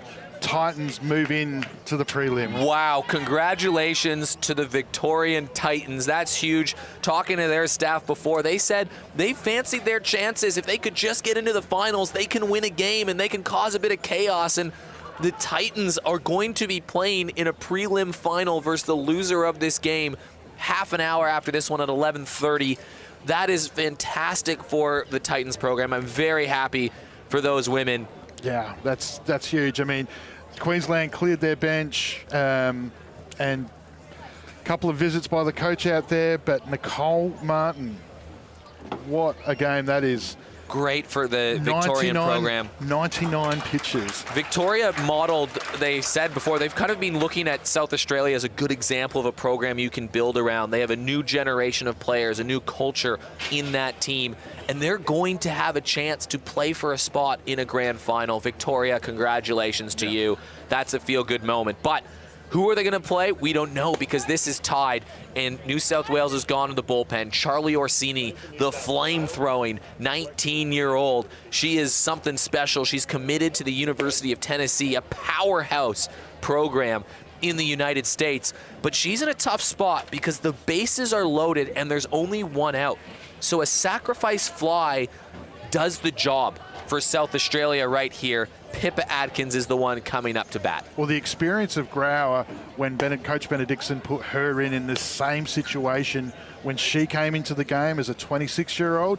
Now we're asking somebody with much less experience but still has plenty of talent.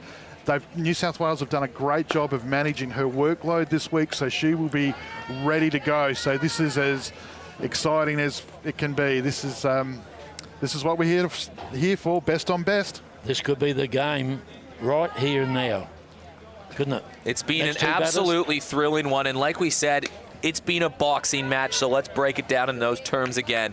A couple little feeling out periods in the first 2 innings, pitchers looking pretty good, no runs. And then finally, just a couple tiny little jabs. Jade Jensen with the double, later scores in the 3rd. And then Stacey McManus leads off the 4th, a single, later scores. South Australia throw the first big punch. They score 3 thanks to a huge Lana Kaesler hit in the 4th inning to go up 3-2. But then New South Wales respond with 3 runs of their own in the 5th to make it 5-3. But South Australia in the bottom of the 6th, they've scored 2 runs to tie the game and counting, thanks to an error, a walk, a fielder's choice, a walk, and then a hit to Grauer, and now Tonkin is aboard. The last 5 have reached. This is tied, back and forth, a heavyweight tilt. And now with 1 out, Pippa Adkins, the lefty.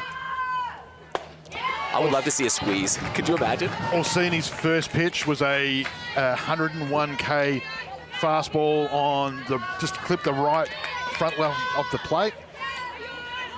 Could you imagine if she laid down a bunt? No?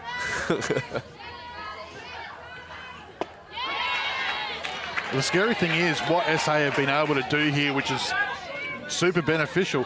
So the number 8 batter is at the plate with 1 out, and we've got bases loaded, which means 9's on deck.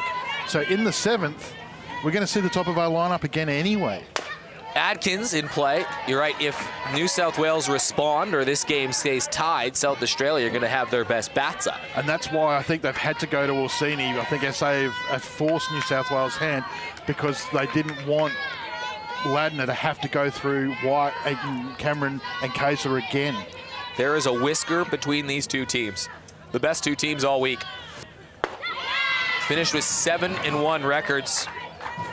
Queensland finished with a 3-5 record, but they're out in the 3-4 game. That was the next closest team. South Australia and New South Wales in the minor rounds, a cut above everybody else.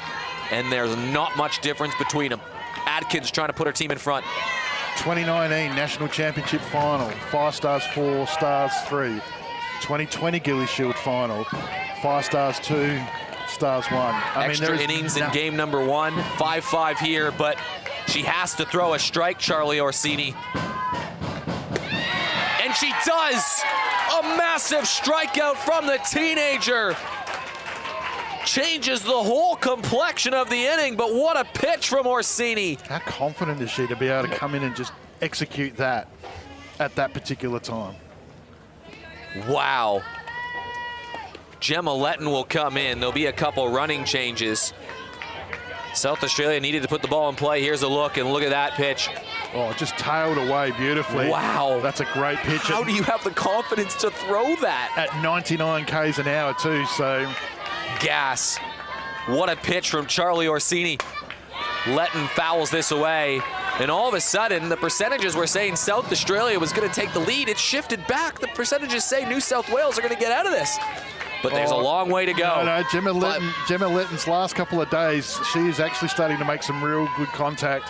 What can the smiling assassin do? And the assassin puts it in play, but Tolly Moore makes the play, and we're tied going to the 7th. How good is that? South Australia leave the bases stranded thanks to Charlie Orsini, who comes in the game, gets a strikeout, then soft contact. Unbelievable from the teenager. First Open Women's Nationals representing the 5 stars, 19 years old. And we go to the 7th, and guess where both teams get to start their lineups from? Both at the top. Wow. Well, we may as well have not played the first 6 innings. Yeah. Well, you tell them that. Yeah, as I said, when in the discussion this morning when we're setting up for this, this is how it was going to start, and ironically, it's how we're going to finish. But it's yeah, wow. And again, scarily, neither team needs to lose. You know, it's just both teams. This is worthy of the championship final. The way this game is going, it is just insane. It's had everything, hasn't it? You think about it, it's had the short game, had a couple of big shots. Winner of this game, straight to the grand final. Yep. Loser plays Victoria in about half an hour after this game ends. And they'll be confident, Vicks, won't they, after getting over Queensland? Martin. 99 pitches. Oh. Cool. I got tired thinking about that. Ice bags. Getting a workout. Yeah. Shannon Keevers, 1 for 2 on the day. She's got a walk and a bunt, and that running bunt got the party started in the 5th inning where New South Wales scored 3 to go up. What a treat this has been. We're not going to have extras, are we? With these two teams? Oh. I'm saying no. As you two won't make a prediction, I will say no. Keevers jammed. Robinson moves over, makes the play.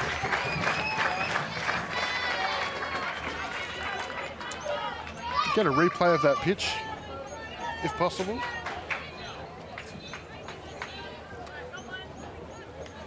There's that ball from Yo. Wasn't the screwball, but Yo versus the left-handers she's a real weapon, the way she keeps that ball down. Tolly Moore, who just made that nice defensive play that she absolutely had to make to keep it a tie game. In the bottom of the 6th will step in. Player right around that mark of that Australian national team. So Robinson's come in and she's moved across from where she was fielding at shortstop before. Big shot, right field, ranging back is Letton. This one's all the way back and it falls in and Letton takes a tumble. Tolly Moore's rounding third, they bobble the ball. She's gonna get the wave around third. Isn't it inside the Parker? Play at the plate, Bell White collides and they touch home.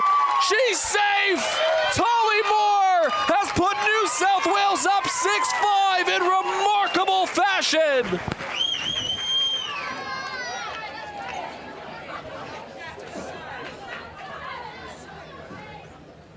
Wow. What an effort by Letton, though. Still trying to catch it while it's going away from her into the fence. Letton puts her body in the line, jumping out for it. Bell protects the line. Goes inside. But watch Letton, she's running back. She's still trying to... And over she goes, yeah. And that was the difference, I think, right there. Just that extra second. Tolly Moore flies around the base paths. I don't know how they're going to score it inside the Parker or a triple that just ruled. Either way, Tolly Moore hits the ball, runs around the bases, and touches home and gives New South Wales a 6-5 lead to put them on the cusp of another grand final. SA still to come through the top of their line, though. Titsakronis base is clear. Can you believe what we've seen? This is just ridiculous. Yes, it was a great effort from Gemma, let's be fair. And just by her tumbling, you know, she running at full stretch, just made one extra base then. Would have been the triple, wouldn't it? That was a sensational moment. Again, way up in the air. Tonkin moving in, getting called off by Chelsea Robinson, and that one falls in. It was an awkward play for the defense, and no one really took enough command, and now a bit of a shrug from Titsakronis, who's in scoring position. Looked like the wind took it away, didn't it? Yeah, it swirled so much. You can see where she's first set up for it. Grauer does what she does best, keeping the ball down, and Titsakronis has got down underneath it. They reckon they've got the out, and it just tails away from Robinson. Yeah. And now McManus, who's already got 2 hits today, including one that drove in 2, can put a little exclamation point on her morning. Puts it in play. Kaesler holds the runner to first, 2 down for South Australia. That's great fielding by Lana Kaesler. Not only has she shuffled across fast, as a great check on the runner. Titsakronis got wheels at second, and Kaesler did a great job freezing her at second base. Well done, Lana. Good throw. Here comes Grace Rickson. What a game. This is ridiculous.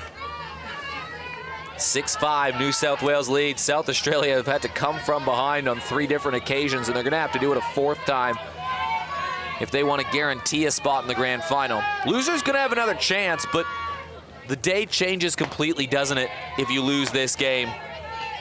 Yeah, we're beyond resting players. It's all adrenaline from here on out. It's a sprint.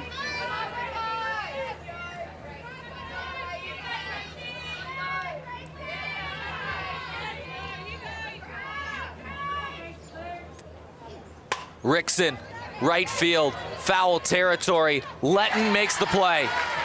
Good job, Gemma. That's a great catch. But Tolly Moore smashed one to right field and touched them all to give New South Wales a 6-5 lead. And 19-year-old Charlie Orsini's gonna come out into the circle, and her team is 3 outs away from another grand final appearance, trying to make it 5 Gillies Shields in a row. How many teams have won 5 Gillies Shields in a row? None. This is their opportunity to be the team that's done it the first time. They can't win it this game, but they can make the proposition a little bit more favorable. 6 of the last 7. But SA, when you look back at their form, 2018 semi-final, 2019, final since, they've basically been building to this with that senior group. Lana said it the other night in that interview, the core group of senior players has been on this journey. There's been a lot of input from players around it, and they've just got an amazing blend of talented young youth that have come through that have just, Chillingworth's come in and done a great job. Adams, just hugely exciting. Steph Collett, who entered the game in the 5th inning, will lead things off for the SA Stars. She's the tying run. SA guaranteed every batter that comes up is going to be the tying run. Tough play for Bree Evans. Across, and she makes it. 1 down for New South Wales. That's a big out for New South Wales, that lead off straight away. I mean, SA chasing the 1 at the moment to take it to go longer. 1 pitch. Just a thought of mine. Elaborate. Well, I'd like to put more pressure on the defence by hanging around a little while. Yeah, there's definitely an argument. First time you've seen this pitcher too, like she got Ladner in the last inning, so. Just a reminder that Charlie Orsini entered this game with 1 out and bases loaded in the 6th inning. She allows a base hit. South Australia might have already won this game. Hasn't thrown a ball below 95 yet. Adkins struck out. Letton got caught at second base, and Collett has grounded out. It has been an impressive relief appearance from the 19-year-old who throws just gas. Yeah, you can, even through the headphones, and granted we're just sitting behind it, but when it hits Titakonis' glove, it is slap. And it's a heavy ball, isn't it? Yeah, that's the first time there. She's genuinely fell below the 90s. Good change up, good mix. Expect the fireworks to continue though. I reckon she'll come back hard and fast here. Can SA get a base runner for White and Cameron?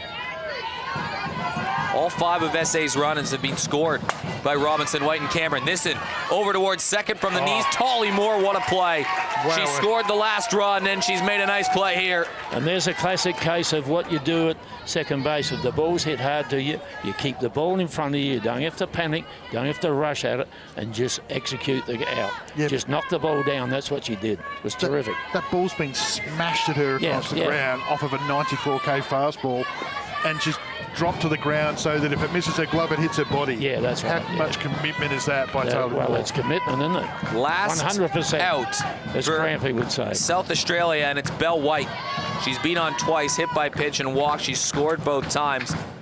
She had a moment where SA was down by a run in the bottom of the 7th versus New South Wales in the first game of the tournament. She had a ball to deep center field over the fence to tie the game. But all tournament, Saturday, Sunday, Monday, this group, this White, Cameron, Kaesler, Grauer, that 4 hitting players have been asked the question every time, come up with something, and they keep doing it. That's the beauty of, they just keep on coming up with the big hits.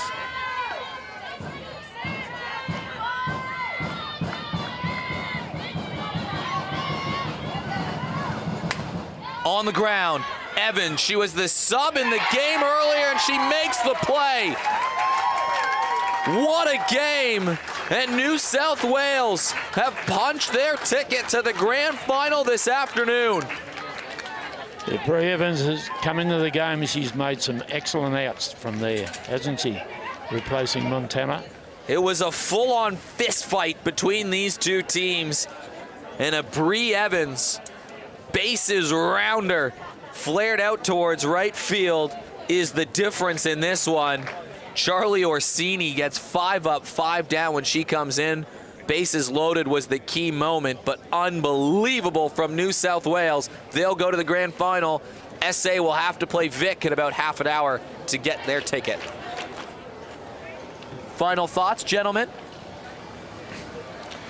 if I'm the Victorian coaching staff and I've just been sitting there watching the last 20 minutes of that, I'd be asking my players, we're going to have to play our best games of all time ever, because these two first teams, 5 stars and stars, are just playing at a completely different level. Yeah, that's true, but they've got the chance, haven't they? Oh, yep. A one game, you just don't know what happens. Well, we'll leave it for half an hour. What a fantastic game. Thank you so much for joining us. More softball to come. We've only just begun. New South Wales to the grand final, 6-5 winners over SA.